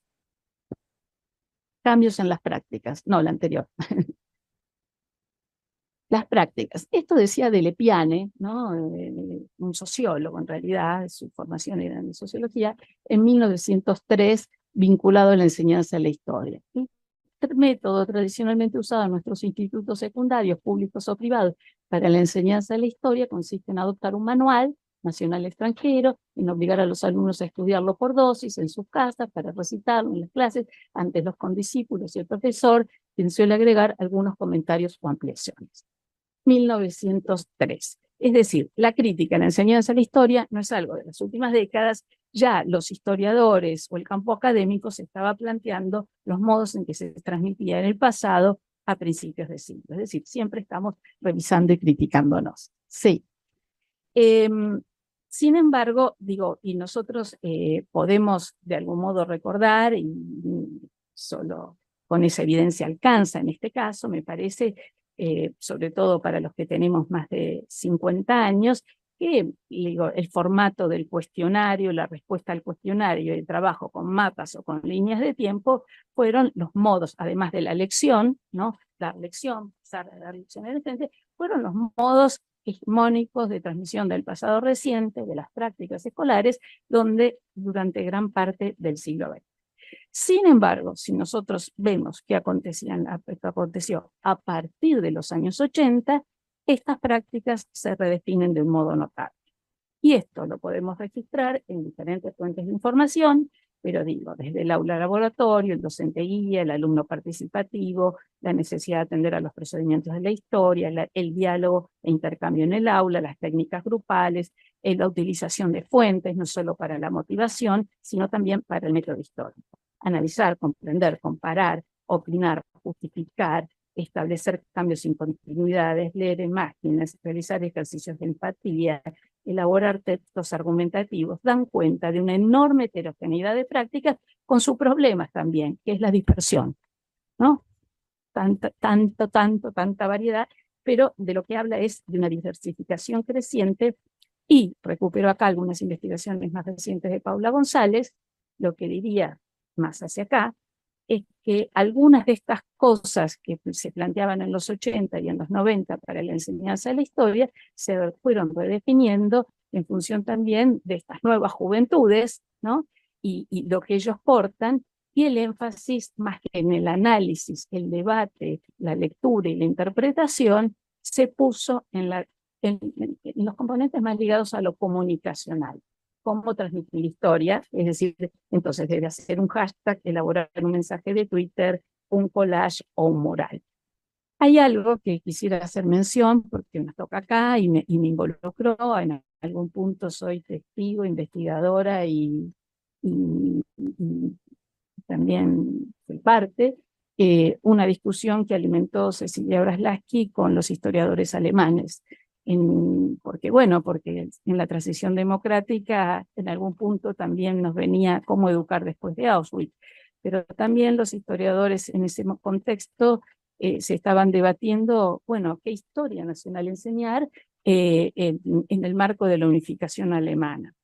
Y recuerdo que en los diálogos entre los historiadores alemanes y argentinos, un asunto fundamental que quedó plasmado en muchas normativas porque nosotros mismos nos encargamos de colocarlo, es la idea de además de la multicausalidad, la multiperspectividad. Y la multiperspectividad, pensada en la forma de transmisión de la historia para los más chiquitos en función de poder ofrecerles a los más pequeños las diferentes posiciones de los diferentes sujetos, pero también en la escuela secundaria promover el debate sobre las distintas lecturas de la historia, sobre los diferentes procesos pasados.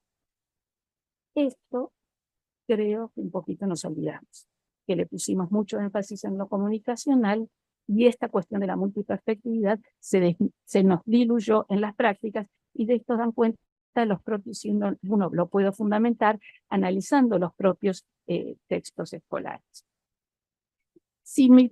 Y ahora una cuestión más personal, ¿no?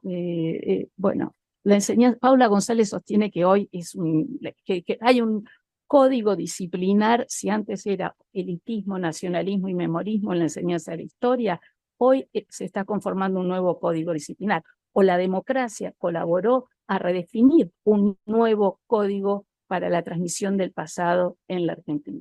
Pero por supuesto, esto es todavía de algún modo un conglomerado heterogéneo que no se ha terminado de estabilizar. Si me preguntan a mí qué sucedió en relación con el pasado reciente, sí.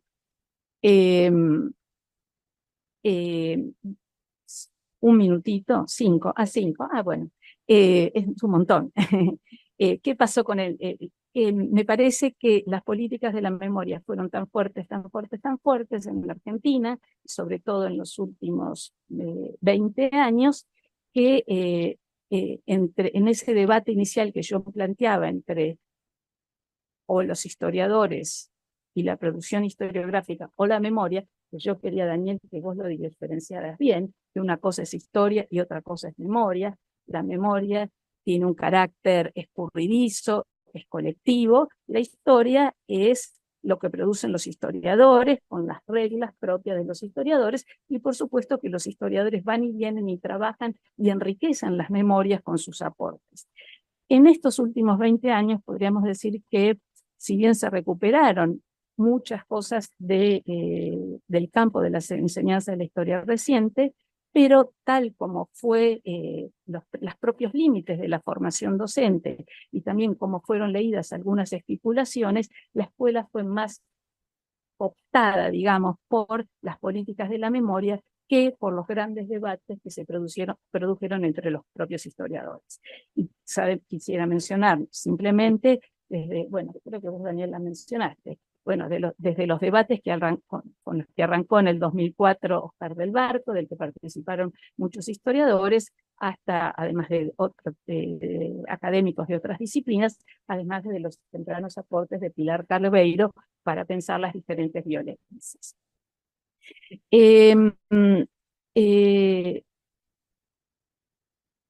Sin embargo, hay algo que quisiera destacar como un dato, ¿no? En el año 2015 el Ministerio de Educación hizo un relevamiento sobre entre jóvenes de toda la Argentina y se les consultaba sobre dónde habían escuchado hablar de la última dictadura militar. El 68,2% decía que en la escuela, el 13% en los medios y el 11% las familias. Es decir, con este dato estoy queriendo traer, es decir, que ese consenso democrático en torno al paradigma de los derechos humanos que abrazó la sociedad, bueno, y que le dio mucha fuerza y que de algún modo forjó a los jóvenes, ¿no? De los 80, que después salieron a las marchas en los años 90 y que impugnaban a los profesores o interpelaban a los profesores de historia, preguntando qué pasó en la última dictadura, y los profesores no tenían herramientas y entonces veían La noche de los lápices, la historia oficial, etcétera, pero la práctica trataba de dar una respuesta abonando esa memoria que venía creciendo en torno a ese consenso.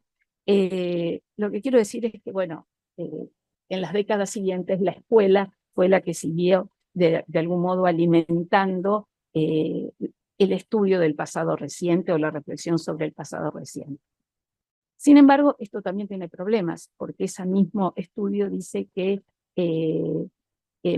sostiene que de algún modo el único responsable de la última dictadura militar, el 96,3%, dice solo las Fuerzas Armadas.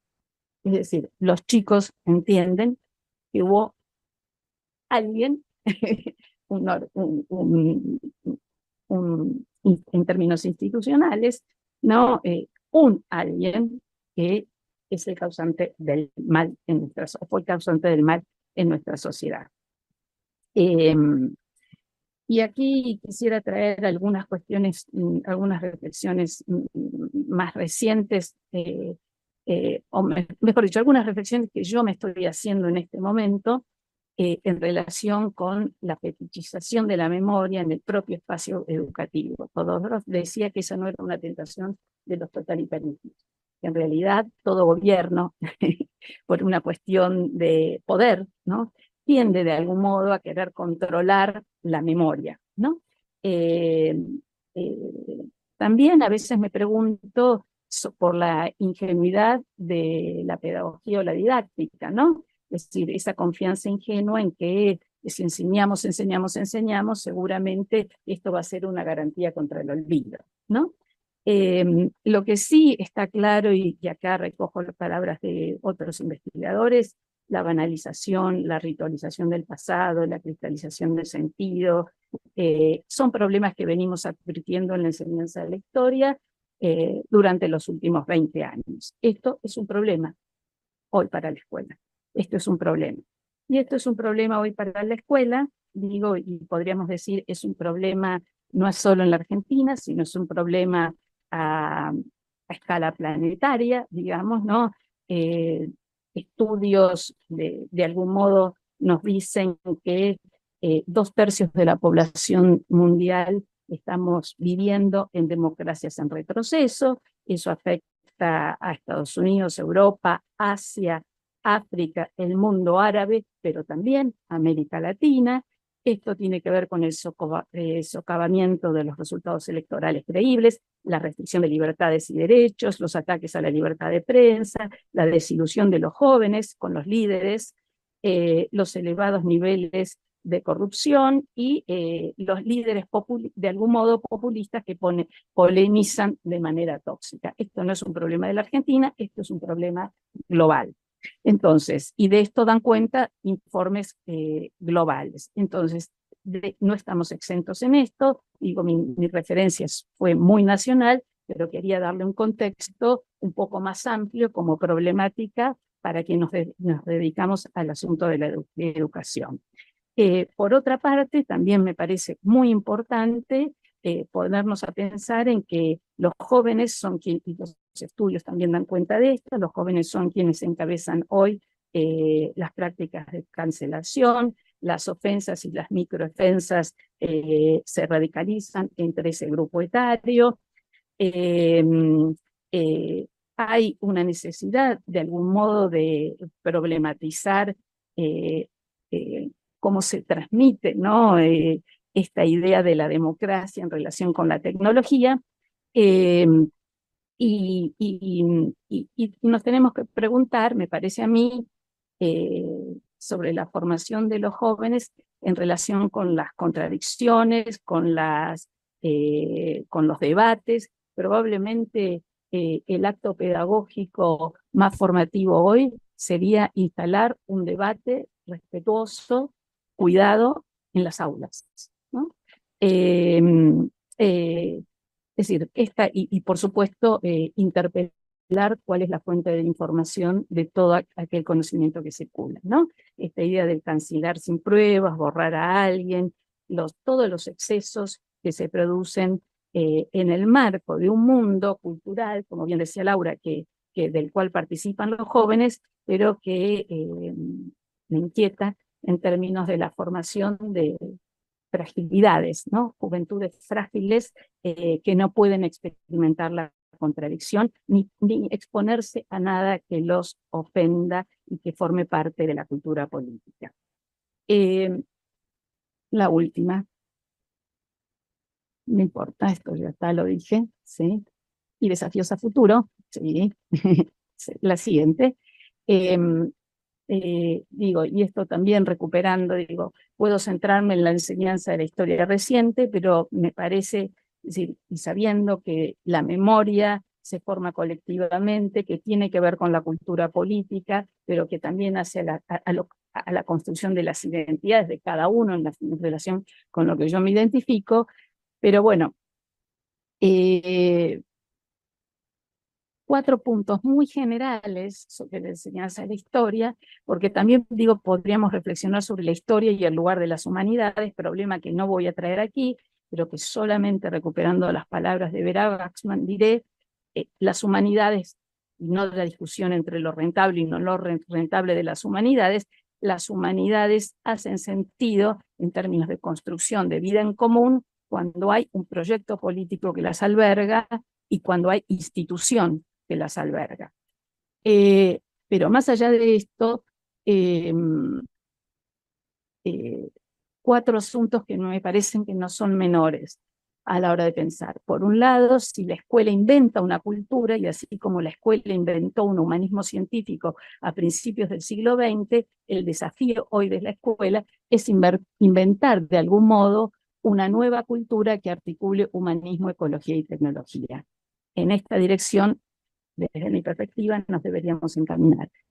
En segundo lugar, aportar a la inclusión con excelencia, y pongo el resaltador sobre la idea de excelencia, aportar al cambio participativo y democrático desde la educación, esto tiene que ver con las propias prácticas, que por supuesto estuvieron muy vigentes en esa transformación y planteadas en las normativas, en los textos escolares y en las otras fuentes de información que nos permiten a nosotros históricamente reconstruir las prácticas, muy presentes desde los años 80, pero esto por supuesto se debe ahondar, y por supuesto un asunto no menor, que es cómo también la transmisión del pasado reciente, en la medida en que coadyuva en el presente y en las expectativas, porque hay un pasado presente y un pasado futuro, es decir, se construye el futuro también en relación con ese pasado, cómo aporta la enseñanza de la historia a la construcción de los propios proyectos vitales de las juventudes,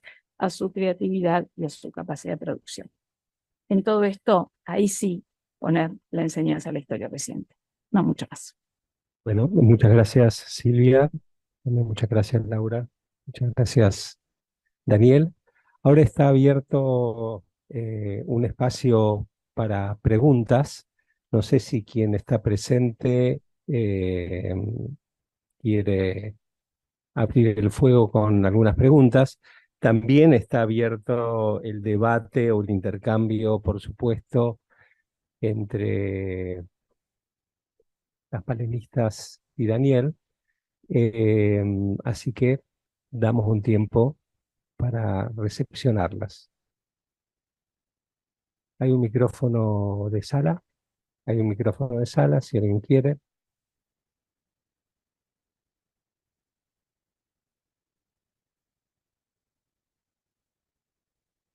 ¿Alguien levantó la mano?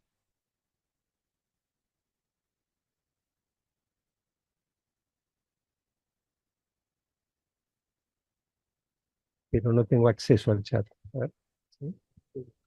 Ah, ok.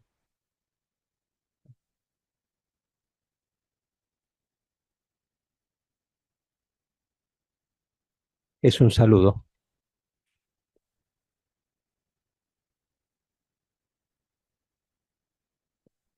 Ahí te pasan el micrófono.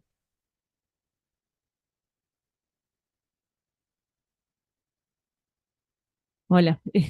No es una pregunta, sino quizás una pregunta media reflexión. Pensaba entre la memoria y la enseñanza de la historia, vinieron como dos imágenes en ese momento. La memoria como espacio de disputa, pensaba en los 90 y en relación a lo que vos decías recién, y el vínculo con la juventud, y me vino a la mente hijos, ¿no? Con el eslogan Verdad y Justicia, teníamos 19, 17, 18, 19 años, y ese espacio, y sumado a eso, eso ponen, creo que en 95, 98, los scratches. Esta idea de la memoria, pues tú decías el vínculo sobre que no hace falta que esté tan lejos, y yo pensaba como ese espacio para habitar, para reconstruir en alguna manera un pasado necesario que nos diera identidad, y como espacio de encuentro y de resistencia. Lo pensaba en los 90, ¿no?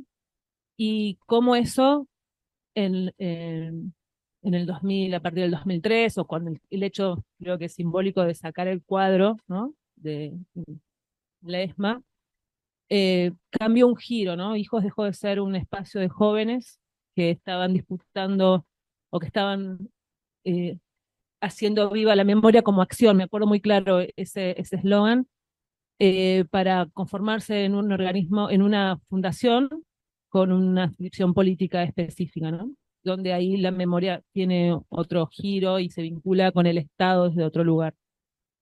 Después pensaba en las redes, en los nuevos manuales de la escuela primaria post pandemia. Ahí me corro un poco de hijos para pensar en la enseñanza de la historia, y no solamente los manuales los manuales de ciencias sociales y los discursos fragmentados, tanto de la literatura como de la historia. Yo dice, bueno, ¿dónde están los libros de lectura en la escuela? Y son libros chiquitos, pero también se leen los manuales, me suelen decir. ¿Y cómo se leen los manuales? Bueno, acá tenés el Principito. Y vos entras al manual y no es el Principito, es un recorte de una parte del Principito que eligió el editor del manual para contar tal cosa. Y así como un conjunto de relatos para contar para abordar la historia, para abordar la literatura en un texto digitalizado que algunas veces tiene hipervínculo, otros no, y en las escuelas del interior del país llegan muy pocos manuales impresos para esos chicos que no tienen condiciones de accesibilidad a la tecnología y que no pueden entrar a los hipervínculos, tienen que los acompañen para hacerlo, ¿no? En estos desafíos que vos indicabas recién, se me venían estas dos imágenes. No son preguntas, quizás son como cosas como para invitar a que me vinieron en los dos momentos en relación a la memoria, a la juventud y la enseñanza de la historia, pensada en este formato de nuevo que tienen los materiales educativos últimamente en las escuelas de enseñanza primaria, Ok, fundamentalmente con discursos recortados. muchas gracias. No sé si tienen, no fue una pregunta, pero si tienen algún tipo de reacción o comentario, está abierto. Si no tenemos alguna pregunta en el chat que podemos Sí, no, anticipar. solamente decirte que una cosa la pregunta es muy acotada y yo me refería a la escuela secundaria y la escuela primaria, y vos hiciste una alusión a la cuestión de la dimensión material de la enseñanza. El mercado editorial para la escuela secundaria desapareció en la Argentina. No se producen más textos escolares. Los chicos lo que más usan son PDFs, y son PDFs este es el material más usado, y es efecto también post pandemia, y son PDFs de viejos libros, ¿no? Con lo que esto supone, ¿no? Si no PDFs de textos de la disciplina, sino PDFs de viejos textos, pero bueno, hay una cuestión vinculada a la dimensión material de la enseñanza que tiene que ver con las políticas públicas hacia los materiales educativos, y, y de la escuela primaria no me voy a referir porque no es mi ámbito de investigación. Gracias. ¿Un comentario? No, pensaba en lo que decías de hijos. De hecho, es uno de los, digo, en esos momentos de los 90 en donde muchos hablan de la apatía, es uno de los lugares de participación muy importante. Y la importancia que tienen las transformaciones en la memoria. Recuerdo los scratches en Rosario a un servicio donde pasaba una señora mayor que uno imaginaría que iba a decir otra cosa y dijo, y bueno, algo habrá hecho el señor para que lo escrache. Digamos, que en ese momento era director de un EMPA, y eso marcaba un cambio de paradigma en las discusiones o en las disputas de memorias, digo. Lo que pasa es que los procesos de institucionalización de memoria también marcan otros momentos y otras agendas en donde ya ahí no son los movimientos los que llevaron esa pregunta. Y bueno, eso también cambia las miradas y los espacios donde se transforma esto, que es lo que Silvia planteaba. Y como decía antes, la memoria se construye desde cientos de lugares, de muchos actores. Y Hijos fue uno de los actores, pero tenemos naturalizado la idea de que la memoria es eso. Y es una de las formas de la memoria, pero la memoria siempre es múltiple, contradictoria, y demás. Y como se señaló recién, también hay todo tipo de manipulaciones, banalizaciones, instrumentalizaciones, porque es parte del debate, es parte del debate público. Entonces, hay que considerarlo como tal. Es decir, distintos grupos se arrogan la posibilidad de expresar por verdadera. A mí la tarea de Hijos me parece muy loable y me cae muy bien, ¿no? Pero quiero decir, eso no es la memoria, es una de las memorias. Ok, tenemos una pregunta en el chat, dos. Voy a leer la primera. Se me corrió, aparecieron otras. Es una pregunta dirigida a los tres. Es cómo hablar a los jóvenes de un presente en una Argentina con futuro incierto. No es una pregunta fácil y no sé si bueno, la pueden abordar, pero quien quiera. ¿Por qué? Todas No así eludimos. Bueno, entonces voy a leer unas cuantas, es una buena sugerencia para la moderación. Bueno, hay una pregunta de cómo hablar a los jóvenes de un presente argentino, un futuro incierto. En algún sentido tiene alguna relación con el cierre que Daniel trajo de su presentación. Hay una pregunta, según entiendo, más cercana, bueno, a la construcción de la memoria desde el punto de vista más escolar. Dice, tal vez es importante animar a la lectura desde casos cercanos a la vivencia de los niños y niñas y reflexionar sobre ejercicios ciudadanos en su propio contexto. Esto ayuda a construir el presente y luego ir para atrás hacia la historia. Es una perspectiva didáctica, digamos. Una pregunta también, ¿cómo piensan que la enseñanza de la historia puede colaborar en la construcción de la participación como parte de esa cultura política que abordó la mesa?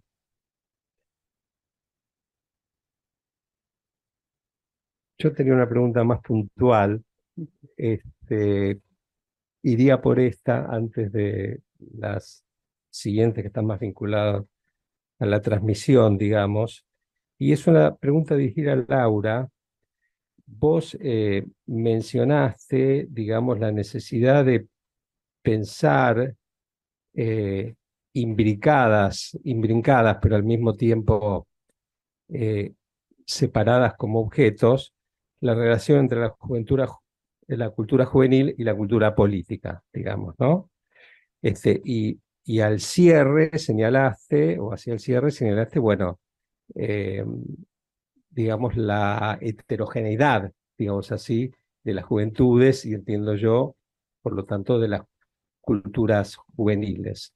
La pregunta iba para pedirte si podías brevemente caracterizar un poco más esa heterogeneidad actual y, bueno, esa tensión o interacción compleja entre esas culturas juveniles y cultura política actual. No sé si es una pregunta. No es fácil de preguntar. A ver, yo voy a tomar un poco algunas de las cosas que se preguntaron ahí, y también tu pregunta, Daniel, eh, pensando que además trabajo sobre juventudes, pero soy historiadora, es decir, no trabajo en claves del presente, sino pensar en las claves históricas que me permiten producir algunas lecturas sobre el presente. Entonces, ahí siempre hay un cuidado y un recuerdo que hay que tener desde lo disciplinar, es que no tengo intenciones de hacer opinología, digamos, opinar qué le pasa a los jóvenes hoy como si yo pudiera dar respuestas desde el ámbito disciplinar en que vengo. Pero sí aportes que han dado muchos y muchos referentes en ciencias sociales y humanas, precisamente para pensar en distintos momentos esos clivajes. Yo sí me voy a animar a algo de lo del futuro incierto. Voy a decir una cosa. En 1983 el futuro también era incierto. ¿Por qué pensamos que el futuro es incierto hoy y no lo fue en otros momentos históricos? Lo es, y lo es, digamos, y los futuros que se presentaron después probablemente eran muy poco compatibles con las expectativas del 83. Había, entre algunas de las cosas que había mirado para ver si hacía o no el PowerPoint, había una foto que decía Bienvenida a Democracia, que era de 1983. Y a mí me pareció como muy potente esa idea de pensar la democracia como una expectativa de horizonte de algo que hay que alegrarse porque venga, que no es los escenarios actuales, digo, que tiene que ver con tránsitos muy diferentes. Entonces ahí, no sé, pensaría en que eh, la fuerte intensidad que le damos a la idea de futuro incierto hoy no necesariamente es solo de este presente, digamos. Y me parece que ahí plantearía un señalamiento también desde perspectiva histórica, qué futuros y cómo se habían proyectado esos futuros, pero en realidad no había bases ciertas para imaginarlo. Entonces, nada, plantearía por lo menos una dimensión de eso. Sí que hay una preocupación en términos de expresiones y experiencias juveniles muy fuertes en torno al futuro, que también tiene otros correlatos en otros momentos históricos, no es exclusivamente nuevo, pero en todo caso lo que son nuevas son las dimensiones de esta sociedad que tiene coordenadas muy distintas a las que se encontraban en ese año 80. Y en torno a lo que planteabas de la heterogeneidad de las culturas juveniles y las políticas hoy, digo, el escenario que se abrió, por lo menos desde vamos a poner las últimas 2 décadas en contexto de procesos de crisis, reinstitucionalización, porque efectivamente post-2003 hay un proceso de reinstitucionalización, esto que decía, bueno, en algún momento hijo se institucionaliza por otra parte. Bueno, hay muchos procesos de politización que van marcando otras agendas, pero también una diversidad de experiencias que no son tampoco novedosas. Pensar que los jóvenes y la derecha tienen un vínculo no es algo nuevo. Digo, algunos de los investigadores que han trabajado estas temáticas planteaban claramente que para el año 2008-2009, cuando se está configurando el PRO tiene un frente juvenil muy importante, quizás más importante que el propio kirchnerismo. Entonces, pensar que las agendas juveniles son simplemente radicalizadas y de izquierda es un problema que tenemos en términos de investigación, digamos. Y en realidad, las dimensiones de participación son fuertemente heterogéneas, pero heterogéneas no solamente en términos de definiciones de posicionamientos político-ideológicos heterogéneos en condiciones de desigualdad social, en condiciones de desigualdad regional, en condiciones, digo, de procesos de racialización que hay al interior de esos grupos juveniles, que efectivamente marcan heterogeneidades múltiples, y las miradas y las políticas públicas tienden a ser bastante más una mirada homogénea, es decir, la preocupación por homogeneizar sujetos que son completamente heterogéneos. Entonces ahí hay una diversidad. Y a eso hay que plantear otra cuestión. Las culturas juveniles hoy, globalizadas, redes sociales mediante, también buscan o tienen una pretensión de homogeneización sobre sujetos sociales que tienen dimensiones completamente distintas. Me parece, y esa atención que hacía Reguillo a intersectar culturas juveniles y política, me parece que tiene que ver con lo que ella señala que es el campo de estudios menos abordado, digamos, la idea de que son esferas separadas. Quizás un poco, y volviendo al presente, que no había que decir, o que no, por lo menos no tendríamos que tomar como referencia, y más desde la disciplina, toda la discusión este fin de semana con adolescentes en el ámbito doméstico sobre las fans de BTS o no me acuerdo, la Swiftie, respecto de sí o no a determinados referentes políticos. Bueno, hay todo un ensamble de culturas que son muy diversas, y la verdad es que es muy difícil desbrozar eso en términos analíticos. Me parece que sí es productivo poder pensar qué composiciones y qué dimensiones tienen esas culturas juveniles para entender también un poco que ese tránsito sobre qué es la participación política en los jóvenes tiene dimensiones distintas a las que pensamos siempre en términos más tradicionales. No te voy a responder, quiere decir eso. Muchas gracias. ¿Sí o no? Daniel. Sí, bueno, historiadores siempre tenemos ejemplos para decir esto no es nuevo, ¿no? Pero si es por juventud de derecha, en 1927 el primer grupo intelectual que empieza antirigoyenista, termina antidemocrático, la Nueva República, eran jóvenes de 20 y pico de años.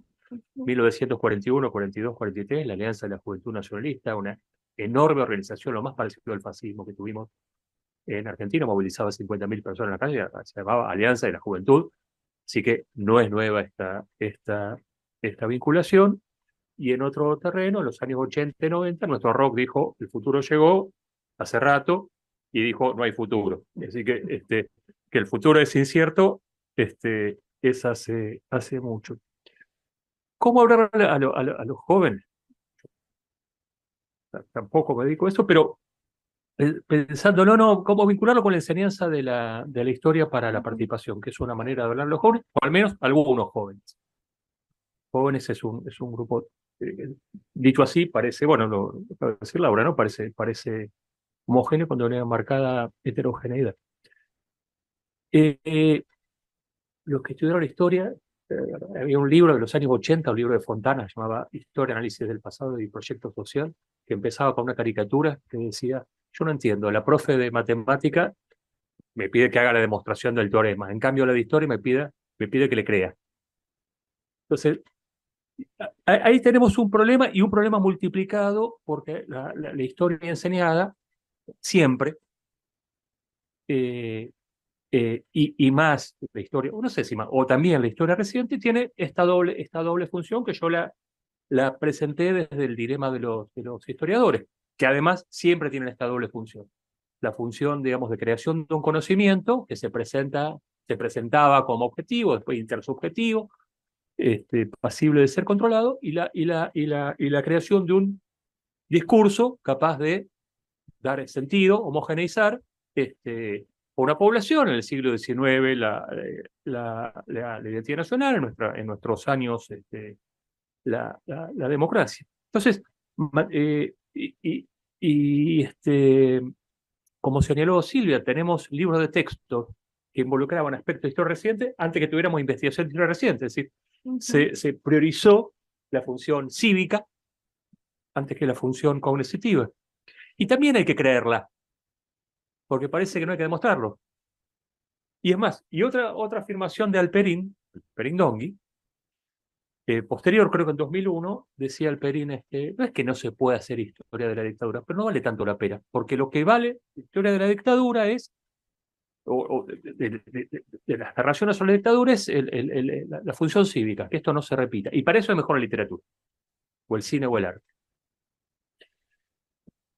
Ahora, ¿cómo hacemos de esto un discurso crítico, que es la palabrita que acompaña siempre a la noción de enseñanza de la historia? Que no se vea como una narración cristalizada dicha por otros.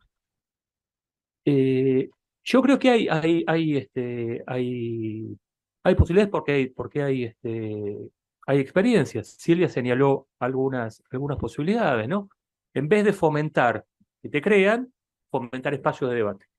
En vez de fomentar la cancelación, fomentar la argumentación. En vez de fomentar la lectura como en 1903 de Lepiane, fomentar pequeños ejercicios de investigación. En vez de mostrar los resultados de investigación, mostrar cómo se investiga, mostrar las costuras de la investigación. ¿Esto va a todos los jóvenes? No, va a algunos jóvenes que estudian historia en determinadas condiciones, pero me parece que es que más allá de la reiteración de discursos centrada en el valor cognoscitivo de la disciplina histórica o centrado en su función cívica, probablemente sea hora de tomarse, y yo sé que hay mucha experiencia al respecto, pero tomarse mucho más en serio la idea de la creación de un conocimiento crítico. Eso es lo que permite la participación, y quizá haya que decirle a esos jóvenes que están escolarizados, es decir, pensar un poco más en los procedimientos de creación, mostrar esos procedimientos de creación, aplicar a los niveles que se puede esos procedimientos, que mostrar ya no los libros de texto, el PDF terminado de un viejo manual. Muchas gracias. Silvia. Brevemente, me parece, por ahí pensando más en los docentes y frente a las fiebres identitarias, hoy más que nunca poder discriminar que una cosa muy diferente es cultura política de identidad política. Esto me parece como un asunto central. Por otro, en esta, digo, así como el relato nacional homogeneizador cayó con la democracia, y así como los viejos textos escolares, digo, en los 80, todos los viejos textos escolares se dejaron de usar y hubo una nueva materialidad para la enseñanza de la historia, o así como se transformaron las prácticas docentes, hoy, digo, hay algo que tenemos que revisar, y a veces me preocupa esta consagración y celebración de la pluralidad que lleva a extremos y que de algún modo, digamos, no necesariamente está asociada a una comprensión dialógica de las diferencias. También pensando en el papel que jugó la enseñanza de la historia en diferentes momentos históricos, hoy me volvería a plantear, más allá de que no es la tarea de la enseñanza de la historia, pero volver a traer un viejo concepto de la sociología que es cohesión social, ¿no? Hablamos mucho de la diversidad y abandonamos la preocupación por la cohesión. Cómo se construye cohesión, cómo se construye trama, cómo se construye tejido social. La escuela hizo esas transiciones, por supuesto que esto tendrá muchísimo que ver con poder pensar los derechos humanos de los jóvenes en este presente, ¿no? Esto es en términos de bienestar económico, social, además del respeto a su integridad, pero digo, porque el planteo hoy, y mis derechos humanos, ¿no? Es y mis derechos humanos, este es el planteo que le hacen hoy los jóvenes, o muchos jóvenes, a sus profesores. Digo, bueno, poder ensayar algo del orden de lo común, volver a pensar. Bueno, muchas gracias. Bueno, ¿me va a decir algo, Sebastián? Sí, menciono simplemente que había dos comentarios, preguntas en el chat de YouTube. Uno queriendo, bueno, mayor profundidad de Susana Muñoz, sobre la necesidad de la multiperspectividad y la promoción del debate y cuidado entre jóvenes. Esto despertó mucho interés. Y también otro comentario interrogando sobre la importancia de la modalidad de educación de jóvenes y adultos. No hay tiempo, pero quería mencionarlo. Muy bien. Bueno, muchas gracias. Nuevamente les agradezco a los expositores, las expositoras y a ustedes por la presencia.